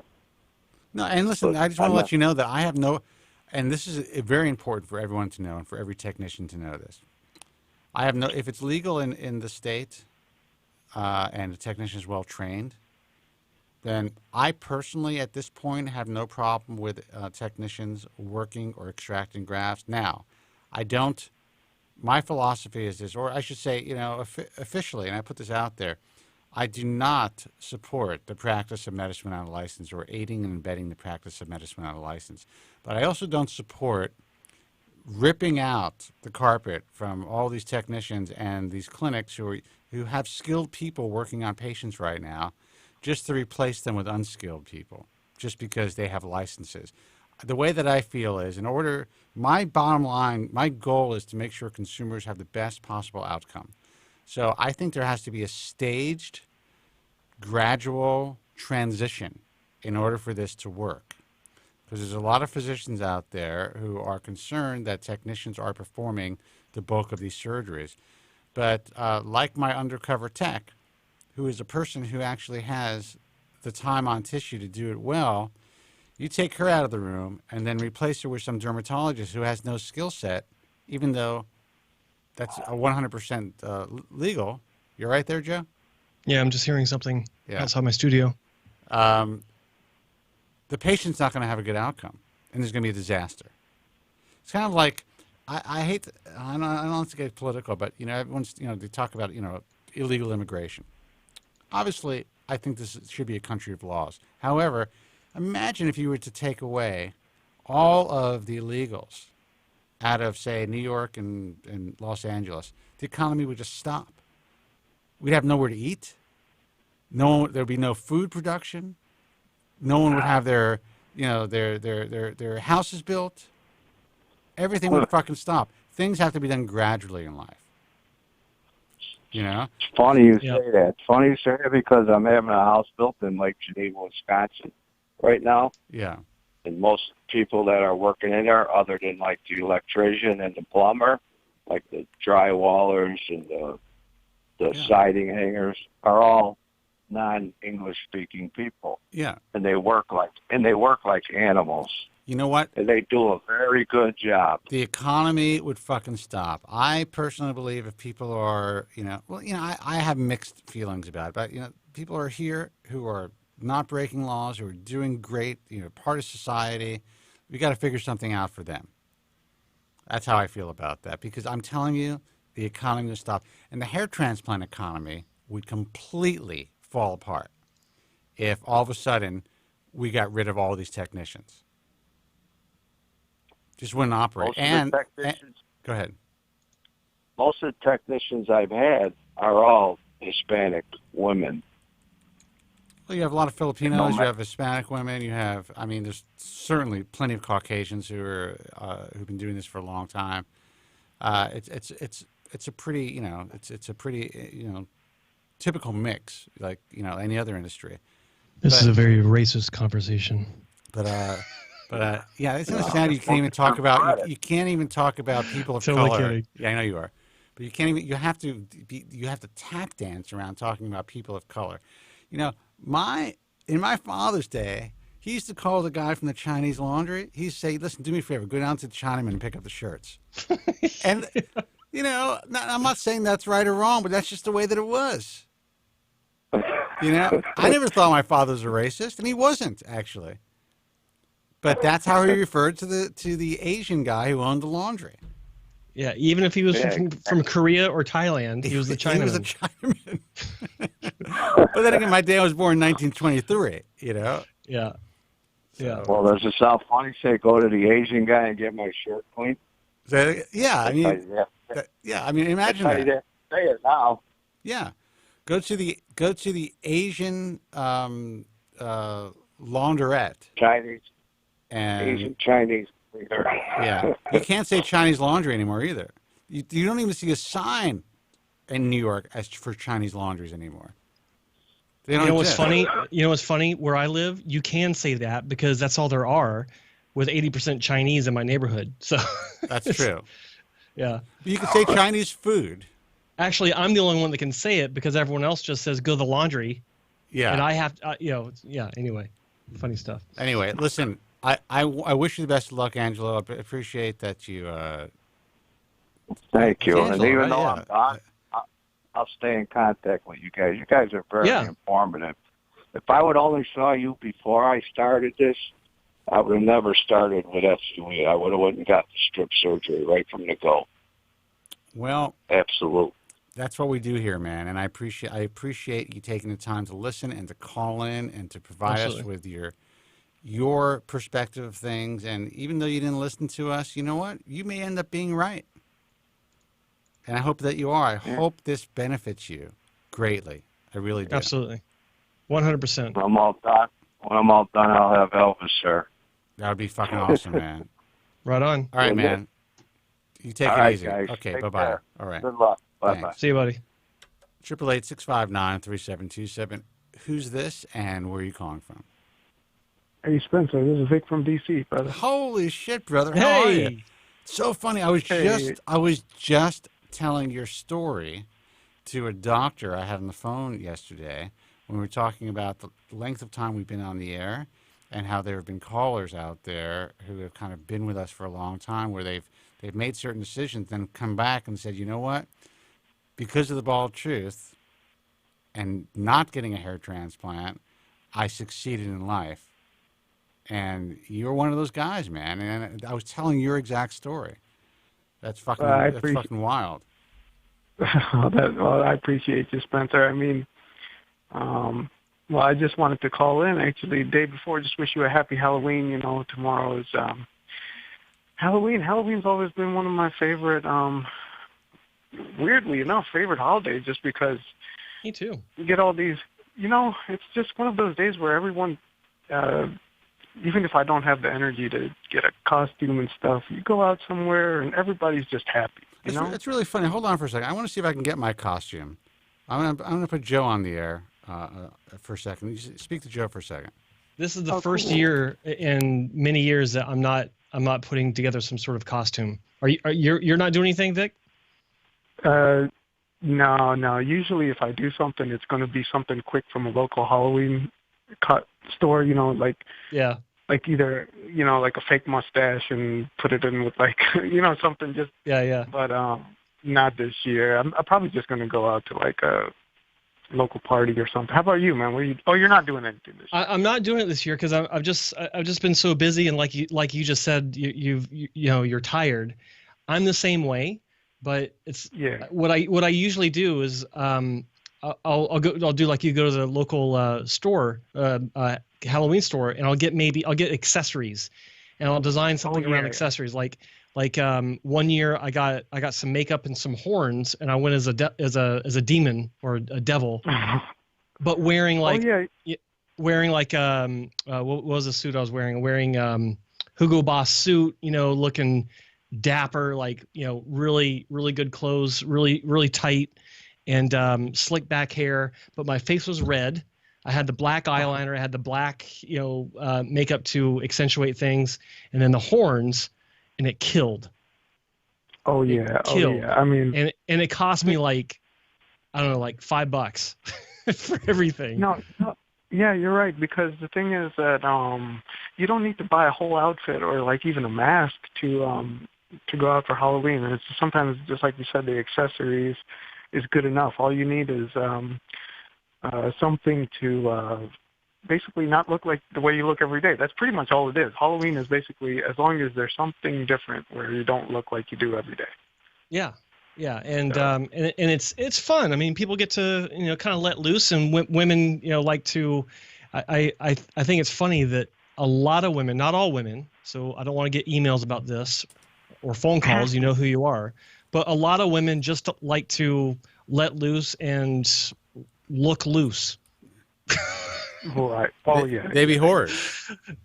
What's that? They're like whores. They like to look like whores. Pretty much. They like to look like whores. So God bless them. I am not pretending to be a doctor for those who are tuning in for the first time.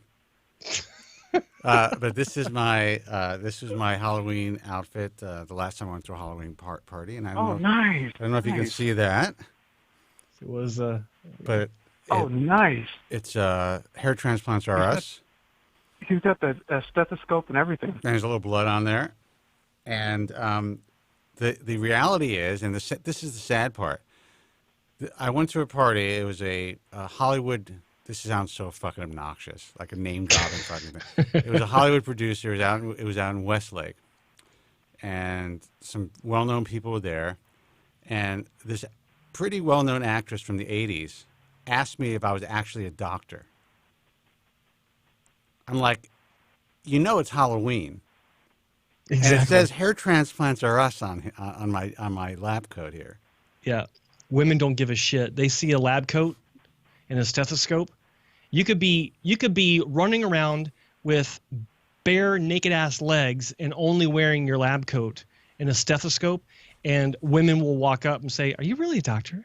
Well, what's funny to me is that, well, besides the fact that what it says, have you ever seen a hair transplant doctor with a stethoscope? But you have to have one if you're playing a doctor. Well, you have to have one if you're playing a doctor. And I have seen hair transplant doctors wearing stethoscopes on infomercials at 3 a.m. That's true. But they weren't really doctors. That's true. So anyone who's watching this currently, right now, I want to make it clear that I'm not pretending to be a doctor. This is not Spencer Kobren pretending to be a physician. This is a Halloween outfit. If you're a real physician, you'd have to have a scotch in your hand. You see, it's yeah. You'd have to be taking some sort of medication. There's popping pills. There's fake blood, and it says Hair Transplants Are Us. This is a costume. I have to keep saying that because someone is going to put it out there that I'm posing to be as a physician. But I don't think anybody's that dumb. Well, no, I think it looks good, Spencer. I think it looks good. I like the small stripe of blood on the right hand side. Thanks, Matt. Thanks. Yeah, I got a lot. Now, what is the little guy on above your left breast? What's he holding? He's a crazy surgeon that's holding all kinds of surgical instruments. Okay, because on one hand it looks like he's holding a small lightning bolt, and that's what I thought. And it looks like a blue ninja. He does. He is a blue ninja doctor.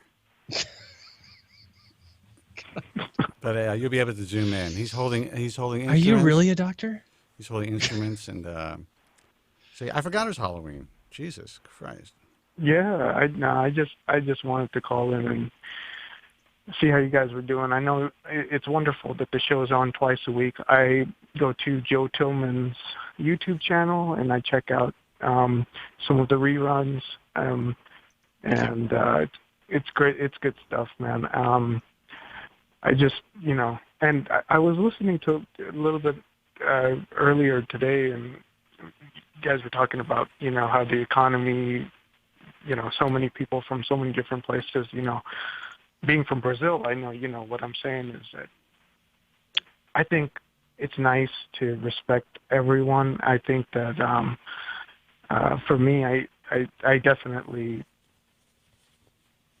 look at everyone the same, and but yeah, I mean, I just wanted to put that out there. It's like with immigrants, one thing I've seen, and me myself from Brazil, it's just there's a lot of hardworking people who genuinely want just good things for this country, and they just want to live it. And that's how I feel about it. I mean, I think there needs to be some sort of an ancillary or some sort of a just a different process, where if people have made it here illegally, and if they are contributing to society, and they're, working their balls off for people, and there's immigrants out, illegal immigrants out there that they're having taxes taken out of their checks that they're never going to see, because they've had to get fake Social Security numbers, all that stuff. So they're paying into the system. If they are, doing the right thing and really hard, working hard, and like I said, they're contributing to this country, then there's got to be another way. I do not think that these people should be in fear of being deported, especially the good people who've raised good families and stuff like that. With that said, I still believe that we need to be a country with laws, and there is a process to get into this country legally. Otherwise, we are incredibly vulnerable, just like Europe has been for so long, and frankly, the U.S. has become a lot more vulnerable as well. But I'm not hardline. I'm not hardline when it comes to immigration. Oh no. Basically my thing is, there has to be a legal way of doing it, so people come in legally, and the person has to really have good intentions and want good things for the country. Absolutely. And want to help the society, help the economy grow, and want to be respectful and peaceful. I think that's very important. And if they have like certain markings on their face and things like that, you may want to take a closer look. Yeah, absolutely. They definitely have to have but no, just being from Brazil, all I know is that coming here is just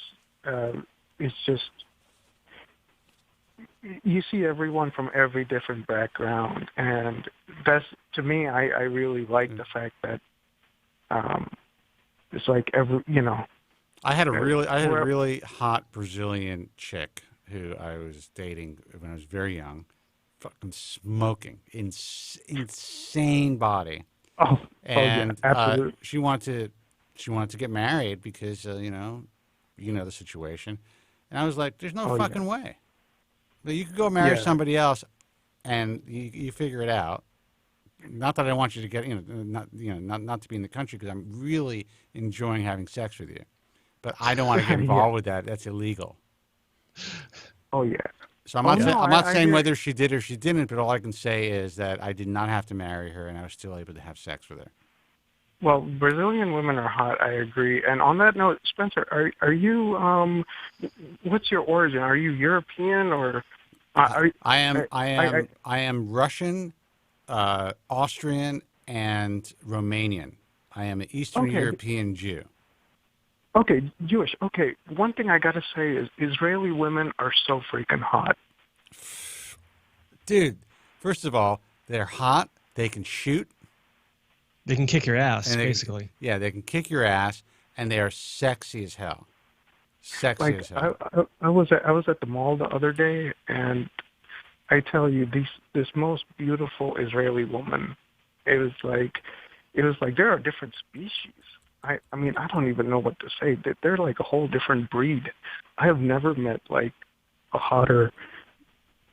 Anyways, I'm getting off topic. You brought up the whole Brazilian hot chick. I was like, we're off topic. What do you mean? We were talking immigration. We're talking women. But also, listen. I'm half Russian, so Russian chicks in general are pretty smoking too. There's a influx of Romanian strippers. You ever see these girls? They're unfucking believable. And Austrians, a little guttural. You got there's a little kind of a German harshness to the women, and I am part Austrian, but I'm an interesting mutt, I guess. See, now that I know that you're half Russian, my wife is going to be listening to this, and now you're going to start getting phone calls. Well, I am. My family is from Kiev. Yeah. And we were run out of town, basically. They escaped for their fucking lives because they would have been killed. Oh, jeez. So, well, all of my family. Typical story, Ellis Island, grew up on the Lower East Side of Manhattan. you know, when a time when there were ads in newspapers, Jews need not apply. Oh, geez, that's terrible. You know, I have a view of a country. I'm not going to name the country club. Someone asked me if I play golf at that country club. I was like, no, I do not play golf in that country club. That particular country club, even though it's here in Beverly Hills, did not allow. It allowed its first Jew as a man. It was a very select group, by the way. They were only the Jews they thought were okay. They didn't allow Jews in until the mid-1970s. And then it wasn't open to all Jews until the 1990s. I'm like, you know what? I'll let those motherfuckers pay for my view, and I'll go play golf elsewhere. That's how I feel about it. That's amazing. I did not know that existed. Yeah.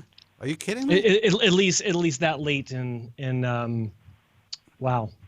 Dude, anti-Semitism is like, it is, you talk about racism, it is a silent racism that, I mean, no one, listen, I don't know what it's like to be dark-skinned or African-American or Afrocentric from, you know, African descent from anywhere else in the world. But I can tell you this, I'm in a room with people and they don't think I'm Jewish. I hear it all. Yeah. I hear it all. I got to tell you, Spencer, Jewish folks are some of the nicest people I've ever met in my life. Like some of the nicest, most hardworking, sincere people I've ever met in my life. Until you ask for money, then you're disowned. Then you forget about it. You see, he had to go for the Jewish jugular right there, man. By the way, I mean, I'd be okay, doctor, man. I'll just walk. I should have walked around the conference like this. This is what I should have wore. I'm telling you. Well, you should have worn that with your badge, board member. Board member, B-O-R-E-D. B-O-R-E-D. Yeah. All right, Vic, listen, man, thank you for the call. For those who don't know Vic, I don't want to tell your whole story, but I'll be brief. Vic is a guy who's convinced he wanted a FUE hair transplant at a young age. I was able to talk him out of a transplant because he was not a good candidate. He chose to utilize that money and his time to get a higher education, go on with his life, and now he's a successful guy who doesn't even think about his hair anymore. Where if you would have had a hair transplant, Vic, you probably would have been really fucked up. Yeah. Thank you, Spencer. Just one last thing I just want to tell the viewers. Listen, guys, do your due diligence. Talk to Spencer before you make any decisions. And the last thing I have to say is get those clippers and just shave your head once, because I'm telling you, if you hit the gym and you work out, you will forget that hair even matters. I'm not kidding you. If you are fit and you cut your hair real short or just shave it off, let me tell you 100%, women do not give pardon my language, do not give a fuck about your hair if you're jacked and if you take care of yourself and treat them well. Well, So, if you're jacked and you're driving a nice car, then I mean, first of all, You're done. But You win. you have dark skin, so you win in that respect. I'd have to get super tan, I'm tan a lot because I'm outside a lot, but I know that if I shave my head, I would have kind of like a whitish head, so I'd have to figure out that, just tan my head for a while, and then not my face, get super tan, go right on HGH and testosterone replacement treatment. And see, I would be in the same boat, but my pool of women to pull from would be narrowed to being more along the lines of white supremacist women. Right. Because I'd look like a Nazi skinhead because I'm so I'm so white I'm almost translucent. I gotta agree. Obviously I don't agree with their politics because I am a Jew, but there's something about the way they dress that's hot. Those chicks. Oh yeah. Just saying. You got to like that. Yeah. So. All right, Vic from DC, man. Thank you so much for calling. Good hearing from you. Thanks a lot. All right. You take care. You take care. Bye. So you want to take one more call tonight? If we got one, but before we do, now, why would I ask? I want to. So whoever's on the on hold, stay on hold for just a moment. Someone mentioned this the MAGA bomber and his tattoo, and his hair tattoo. And let me just say this. Let me just say this before anyone just tuning in. This is a Halloween costume. I am not posing as a physician. Okay. Had to get that out of the way. Yeah. There was some idiot that was saying that the reason why he flipped, the reason why this guy was crazy and did all these, sent all these, allegedly sent all of these mail bombs, is because he had a bad hair transplant and he got a bad hair tattoo. Yeah. I know who the guy is, and this guy said a lot of very interesting things over the years and has a very unique set of core beliefs. I had actually forgotten about this guy, and someone asked me about this, sent me a link saying, what do you think about this? And I read this, and I couldn't stop laughing for about 5 minutes. It is the most ridiculous. Just to connect the dots, a bad hair transplant and a bad hair tattoo somehow leads someone to mail. How many allegedly? How many? I don't know. Yeah, a lot of mail bombs around North America to people that are enemies of Donald Trump. Yeah, I could definitely see how it could affect the person emotionally, and I could see how what he had done to him was, in my view, criminal as well. But of course, it doesn't necessarily make you become a criminal and have a criminal act and commit a criminal act or have a criminal mind. Most people in that particular predicament would just become extremely depressed, maybe angry. They may lash out after the people who did what, and this is rare, which has happened, but did to him what they did to him. Mm-hmm. But it doesn't cause someone, in my view, unless they already have some sort of a psychopathy. Good word. To go in that direction. Yeah, I just wanted to address that. It may make them spend a lifetime posting on invisible forums, but I don't know if it's going to cause somebody to act in that manner. Well said. Let's take a phone call. Let's do it. Hey, you're on the air. Who's this, and where are you calling from? My name is Alan. I'm from Philly. I called in before. Hey, Alan. Welcome, man. Hey, Alan. Alan, if you're just tuning in, I'm not pretending to be a doctor. This is a Halloween costume. Okay. All right. I got to say, there's so many assholes on the internet who will shoot an image of this and make it like I'm pretending to be a physician with blood on it. Go ahead. What's up? Yeah, I got a question. I have a big scar from my before procedures, big strip scar. I'm thinking if it's a good idea to get S&P to cover up the scar. It depends on how big the scar is, and it depends on it's really big. And it depends on how long you're wearing your hair. It depends on there's so many different factors. Also, and Joe's an expert in this, so I'm gonna hand over the baton to Joe. But the reality is, minimum you have to do a pretty significant test patch, especially if it's a large scar in different areas of the scar. Yeah, it's really large. You can easily see it. Yeah. Unless I grew up my hair really long. Yeah. How wide is it? It's very wide, very well. It's like a strip have you ever tried measuring it? Is it a centimeter, 2 centimeters? No, I never measured it.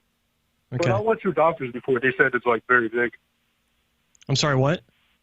I went to a couple of doctors before. They said they could get it done, but it's really big scar.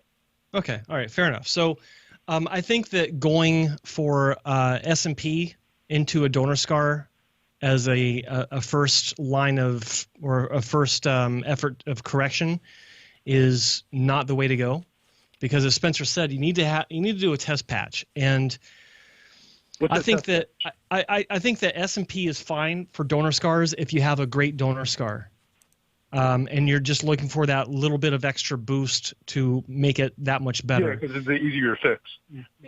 Exactly, but also the problem with S&P is it's unpredictable in donor scars. So you have to have a test patch, meaning you need to go to someone that knows what they're doing. They have demonstrated results on their galleries, or even better, they've introduced you to patients that they've worked on that have had the procedure done, and it looks good. But what you have to do is you have to have a small area done first and wait at least 4 weeks, because scar tissue is different than skin tissue. It's not like this nice structured lattice work of tissue. it's actually irregular, and sometimes scar tissue is very porous, sometimes it's not, meaning that if you do a bunch of little dots into it, you got several different things that can happen. You can have the pigment will just disappear. I've seen pigment disappear in a week after already getting hit twice. Like just poof, no evidence whatsoever. Would have been a massive waste of money. How many times have you seen that? A few times. I don't know how many exactly, but I've seen it more than once. I'll put it to you like that. And this is in person, like actually being a patient that I worked with. And then there's the issue of the dots spreading over time, usually within that first 4 weeks. That's why it's a test, to where they join up and it's a confluence of ink. It's like just a sheet of ink instead of a bunch of little dots. So if you get a small patch, that's a lot easier to explain away or hide than the entire scar being, instead of a scar tissue of white tissue, it'll be scar tissue with colored, blue or green tissue. And you don't want that. That's just a really bad look. You can't explain that. You can explain a scar away. I was in a motorcycle accident or, whatever, but you can never explain away a blue scar. That's just, you're done. So what I recommend is for people to look, if you can't find a doctor that can say, yeah, if you got good laxity, we can remove it. We can cut it out and hopefully it's a better scar. Then go for FU. I actually had that done. Oh, you did? Just fitted closure. It made it like a lot smaller, but it's still a pretty big scar. Okay. Okay, so that's a different issue, but trichophytic shouldn't generally be used on scar revisions, but that's a different issue. But when you bevel those ends, you're actually thinning out the skin, and I think there's a much greater just Do you based know on common. why my scar is so big? Is it my genetics, or is it mostly the doctor's skill? Let me just finish that last thought. So based on common sense, doing the trichophytic closure and retightening that wound after you're trying to remove more scar tissue, there's going to be even more tension on that wound. Yeah. So you're never going to get full closure. Is there a genetic component to stretching, or is it just or did you ask if it's a genetic component, or it's just luck? Is it a genetic component to how big your scar is? There can be. Can be. Yeah, there can be. It can be both, right? Yeah. And again, I am not a doctor, even though I look like one right now. But no, they're She's taking it off, man. It's contradictory. I think it's actually. I'm not even though I just got a surgery, I'm not a doctor. But I personally think I could fix your scar. Exactly. So no, but I would say that there is a genetic component to all scarring. That's just that we are genetically predisposed to scarring. We're physiological beings, so we scar differently. Even if someone has the exact same wound, they're going to scar differently based on genetics, based on lifestyle, and also based on other factors, even environmental factors. If you're in the sun, shit like that. Yeah. But in general, I think there is a genetic component to your scarring. Joe's giving you good information, because the worst thing that I see these guys who go to like microblading places, like here in Beverly Hills or in Calabasas, which there's a lot of now. Or even regular tattoo shops. Yeah, or regular tattoo shops. But I see a lot of guys going into the microblading places to have longer hairs placed into scars, which is fucking bizarre. And these girls are doing it. And they walk out and they have like this swoosh of lines that will eventually turn blue. Yeah, that's not what I want. I want a good result. Well, yeah. But the point is, even if you go into have the best SMP or the best trichopigmentation, Joe is 100% right. You do not know, and like I said, you have to do a test patch. You don't know not know if you're going to develop a confluence of color first, which could be a confluence of your hair color, whatever color you choose to match your hair. So each dot can end up bleeding to the point where they start connecting. You do not want that. Also, it could definitely disappear and fade quickly depending on the person. If you're using a permanent ink, then no matter what they tell you, that ink will turn colors as it starts to dissipate and fade. So it will not be the color of your choosing. There are doctors who have had some luck with FUE into the scar, but that's a chance too. Let me ask you right now, the way you wear your hair, how visible? Yeah, is I your heard scar? after FUE into the scar, it will be not really good results. No, you can get some pretty significant results if you luck out, if you go to the right practitioner, the right physician who knows what they're doing. I've seen some really big scars that have been significantly broken up. Here's the problem, though. Because the scalp is stretched, okay, and if you're really lucky, the direction of the top part of the hair-bearing skin and the bottom part still look like they could be connected and go in the same direction. Usually, most people aren't that lucky. So you're dealing with different hair directions from the top and the bottom. So to try to mimic that with FUE, a lot of times what you see is even if the hair grows, you're going to see a significant change in direction of growth. Even if all the hair, so it's going to be a demarcation that's going to be very visible. I don't know if you agree with that, Joe. I do. Okay. Joe's getting hangry right now. I'm hungry and it's getting late. Beer transplant came out good, by the way. What's that? Yeah, I told you last time I called in I had a beer transplant, right? I don't recall. You had a beer transplant? Beard. Yeah. Beard. Last time I told you. All right, so real quick, now we can't leave you. I got to hear it. So you had... hold on a second. Are you, caller, are you Asian? Yes. Okay, I've talked to you before through Facebook. Yes. Okay, now I know who you are. Got it. Oh, so how you doing? I remember. So you're the guy with the. Good. How are you? You're the guy with the beard transplant. Yeah. Yeah. So now you're happy with it. Yeah, but I just wish it was a little bit denser. But you can only make it so dense because it's a transplant. So the scar in the back of your head is from your beard transplant. Yes. Okay. They cut out the scar, and they placed it with the beard area. Yeah. Yeah. And you had no transplants, so you're not dealing with male pattern baldness. I am, but I didn't do it for that reason. So you didn't do it for your hair; you did it for your beard. Yes. Okay. Yeah, you're not. I mean, you're Asian, so you're probably wearing your hair a little tighter in the back. Yeah. So I could see where that's a problem. Joe, I mean, what are you going to do for this guy?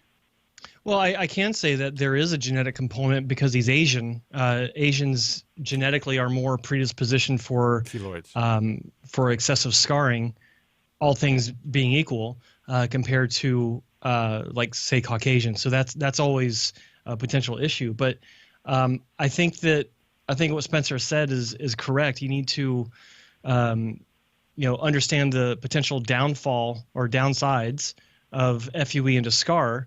But it is certainly better than SMP into scar. And I think that if you can get a successful couple of passes of FUE, because you don't want to hit it once, you want to kind of build up on it to make sure that each pass works properly.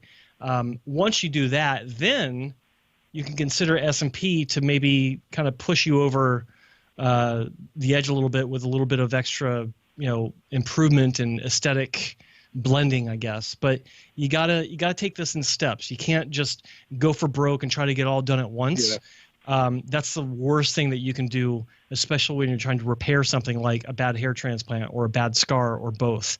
You gotta take it in baby steps if it's possible. I have probably almost 2 months of hair growth, and I could still see the scar, but it's not super noticeable. I can still see it. How long is your hair? With almost 2 months of growth. Okay, so is it like an inch long? Probably almost an inch. Okay. If I would just isolate that little segment right there, that little bit, and put on a loop, that would be hilarious. You're just not a good man, are you? I'm just a 14-year-old kid stuck in a 53-year-old man's body. You really are. But look, caller, I think that you tell me that it's not that your hair length isn't quite up to a full inch in length. That you need to give it some more growth. Okay. You can start taking MSM. That's the letter M as in Mary, S as in Sam, M as in Mary, as a mineral supplement every day to help increase the speed at which your hair will grow, and maybe give it another couple of weeks of growth, and that will cover it, and that will make you feel better about things until you can figure out how you're going to work on the scar camouflage. I got a question. Another one. Okay, one more question, then we got to go. With a beard transplant, you can't really get a super dense beard, right? There are too many factors involved to give that a black and white yes or no. I think I showed you my pictures. Yeah, well, I remember your pictures, and it looked like it was pretty good, but but that was fairly early on. So usually, with more time, even as a hair transplant, so what I'm looking to get is it'll thicken up. Like yours. Yeah, I don't know if that will be possible. Because I mean, right now I'm just I got a lot of hair in my beard. I mean, I had one of the more experienced beard hair transplant surgeons in the world staring at me while we were having dinner in a group of people, and he told me that he could get 2,000 grafts from just under my chin. Wow. Because I went How's to mine, Joe? What the do you first think? beard transplant. I went to a guy. He looked at my beard when I was 18. He said, "I'm not going to get a full beard." Yeah. Well, that's not the right approach, right? Yeah, and I don't think that you should go. Don't go any further. I think I've seen some photos of you recently. I think you sent me something. Let me see if I can log in here real quick. And people watching this, don't contact me through Facebook. I don't use Facebook. I'm just doing this because I know that this particular caller has in the past. I want to see his photos. Hold on. How long has it been now since your beard transplant? Probably 2 years or so. How long? 2 years? 2 years or close to that. Okay. Holy smokes. Okay. These photos that you sent me recently, or no, back in July, yeah, those will never happen. Yeah, I heard a lot of times as you get older, you can increase with age. It does. I mean, my beard didn't really start getting thick until my 30s. Like throughout my 20s, I was missing this connection between my mustache and my chin. So having very little growth at 18 doesn't necessarily mean you'll have bad growth in your 30s. Correct. And dude, I'm looking at this photo that you posted yourself on July 6th. You look like, and pardon the racial reference, but you look like an old Chinese wise man up in the mountains. You got so much beard hair. That beard was actually dyed. Well, it was, okay, dyed is different.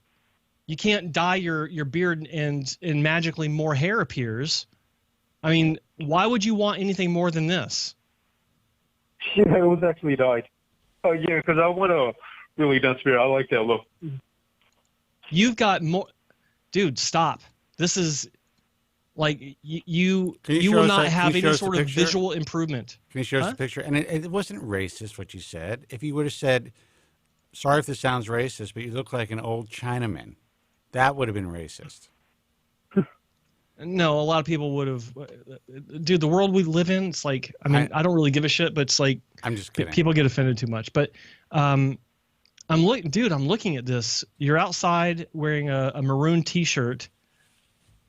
Can I put your photo up on the screen? Yes. Okay. That was dyed, though. I dyed my beard into that picture.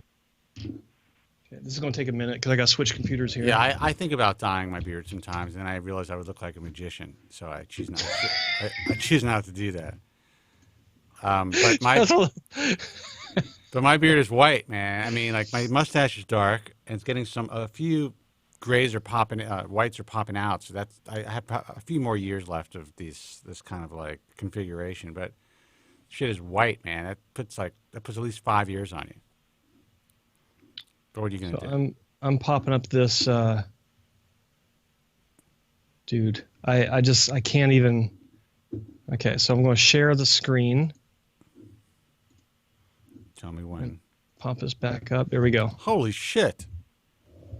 Are you kidding me, dude? That's ridiculous. If it wasn't dyed, it would look less. It will look less dense if it was not dyed. Okay, but so you're able to dye it and make it look that dense. You look like the Wolfman, dude. So this is what you got to do to get this kind of beard.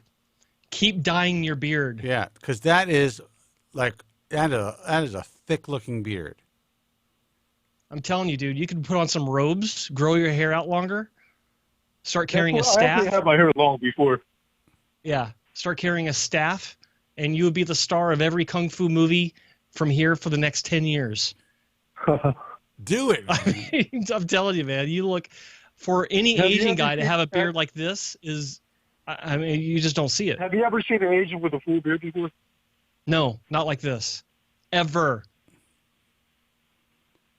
I live in my town, 250,000 people in my suburb, 80% Asian, Chinese. No, this does not exist. This does not exist. Yeah, like most Asians, they just get like a little bit of chin hair and mustache. Yeah. I mean, sometimes you'll run across different Asians that have more beard than others, but this is, dude, you look like a lumberjack. Yeah, you're done. Thank you. Do not do anymore. Thank you. That's what he's going for. That's the look he's going for, dude. Sometimes goals are like impossible to reach, and surgery can't help. Yeah, that's. Well, this is you met your goal, dude. That's all I'm saying. Even if it doesn't look as thick as it does in that picture, just dye your beard if you want it to look thicker. It looks fucking thick as hell. You win. Yeah. All right, man. Listen, we're gonna go. It's 7:30. 10:30 on the East Coast. Hope you can figure out and. Don't jump into anything more with your scar. Take the time to really do your research. There are doctors out there that might be able to help you, but don't jump into tattooing your head, man. Especially on a strip scar. Okay. All right, Thank man. you. Good luck. You look great, buddy. Take care. Thank you. All right, guys. I know there's some guys holding on, but we got to go because Joe is hangry. So I'm hangry and. It's 7:30. The mail order will be pissed if I'm late picking her up. I got to pick her up tonight. Man, you are a slave. I am. She's Russian. I know. That's what getting married does. For all you young guys, man, this is reality. It seems all beautiful, and you have this companion and all this stuff. Essentially, you just become an ATM and a fucking driver. Deal with it. Yeah, pretty much. All right, guys. TheBaldTruth.com is the website for archives of this broadcast and segments. We were having supposed to put up a UK segment today, which I never got done because I'm so OCD, but I'll get that done. And we got a lot of shows that are in the till that are going to be put online. Please subscribe to TheBaldTruth.com. The more you guys subscribe, and just go to the site a little bit. Even if you're not interested in viewing an entire video, just go to the site, go put your email address in there, subscribe, and every time that an email goes out, just click on it. That's all we ask. That's the only support that we need. Period. That helps drive other traffic to the site as well. So all you guys who are watching, just take the time. It takes a second out of your fucking days. Do me a favor. Give back a little bit. How's that for a pitch? What he said. Yeah. Joe Tillman's YouTube channel, which is youtube.com/hairtransplantmentor. Subscribe to the fucking channel. Click, ring the bell, and do all that stuff that you're supposed to do. We're about to hit 10,000 subscribers, so like with a real push, we'll hit it in a week. Yeah, and by the way, for the 10,000th subscriber, you will get absolutely nothing. Actually, is there a way to verify who would be the 10,000th? I don't think so, because I would do a giveaway. What would you give him away? Please do not say hair transplant surgery. No. Okay. Because other people would do that. I would buy the 10,000 subscriber a laser cap. Yeah, but you can get the Chinese one, right, for like $6 because you can get them for like that cheap. Yeah, FSK in the chat room's like hair fiber. It's like, dude, I got hair fiber coming out of my pores. I got it everywhere. I could send 5 bottles. I got people sending me like samples all the time now because of my. How about you send them a sample of the hair fiber that you actually endorse?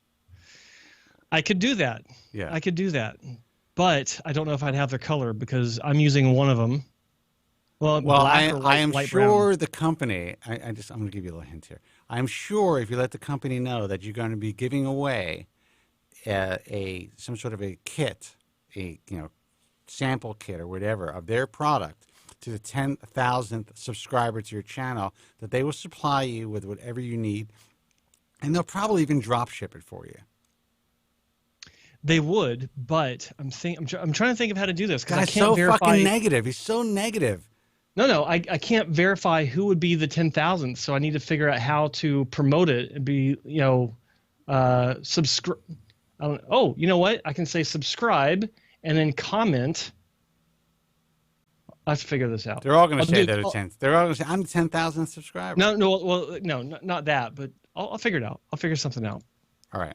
There's going to be a giveaway. All right, guys. IHRS.org for the International Alliance of Hair Restoration Surgeons. If you're considering surgical hair restoration, which is hair transplant surgery, please do your due diligence. The International Alliance of Hair Restoration Surgeons was founded over 18 years ago. Initially, we founded the organization, or I founded the organization, to separate the good doctors from the not-so-great doctors out there. And it was a lot easier back then because it was very cut and dry.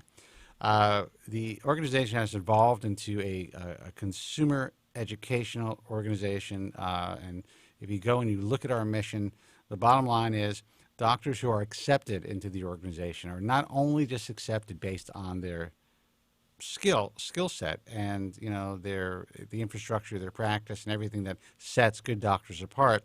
They also have to really support our message. They have to support truth in advertising. They can't fuck around with their ads. They can't mislead consumers. And that kind of gives us another aspect of, being able to bring physicians on board who support what we do. And it also creates I think, a safer atmosphere for consumers because these guys all follow the rules. They will not put out cheesy advertising. They will not mislead you.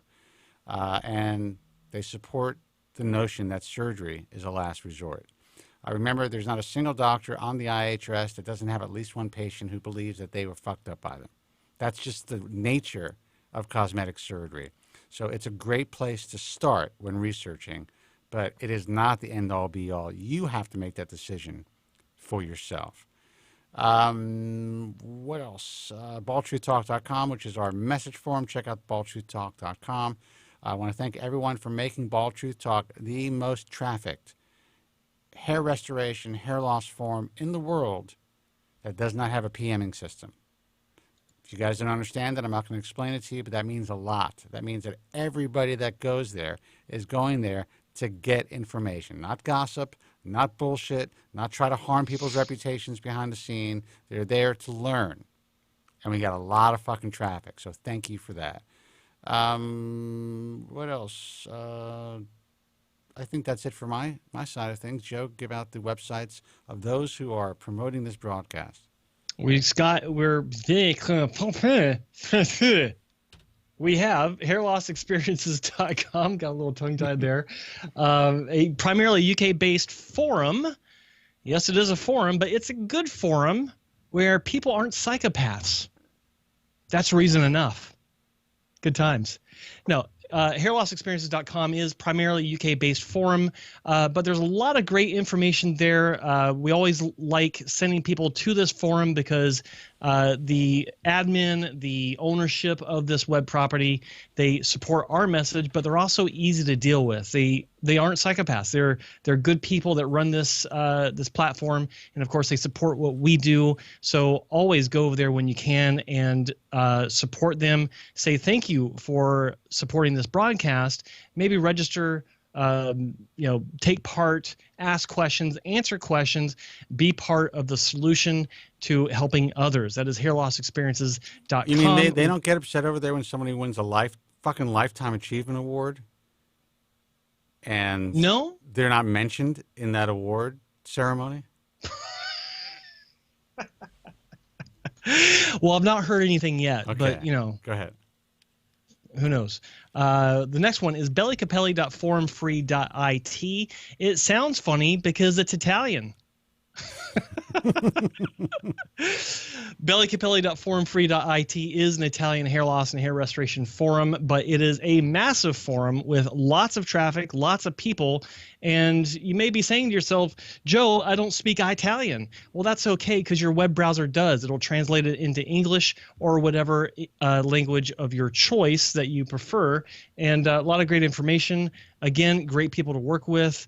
Another repair patient that is the admin and the owner of that property. And of course, great to work with, not a psychopath, supports our message and allows us to stream on his web property. So check him out, bellycapelli.forumfree.it.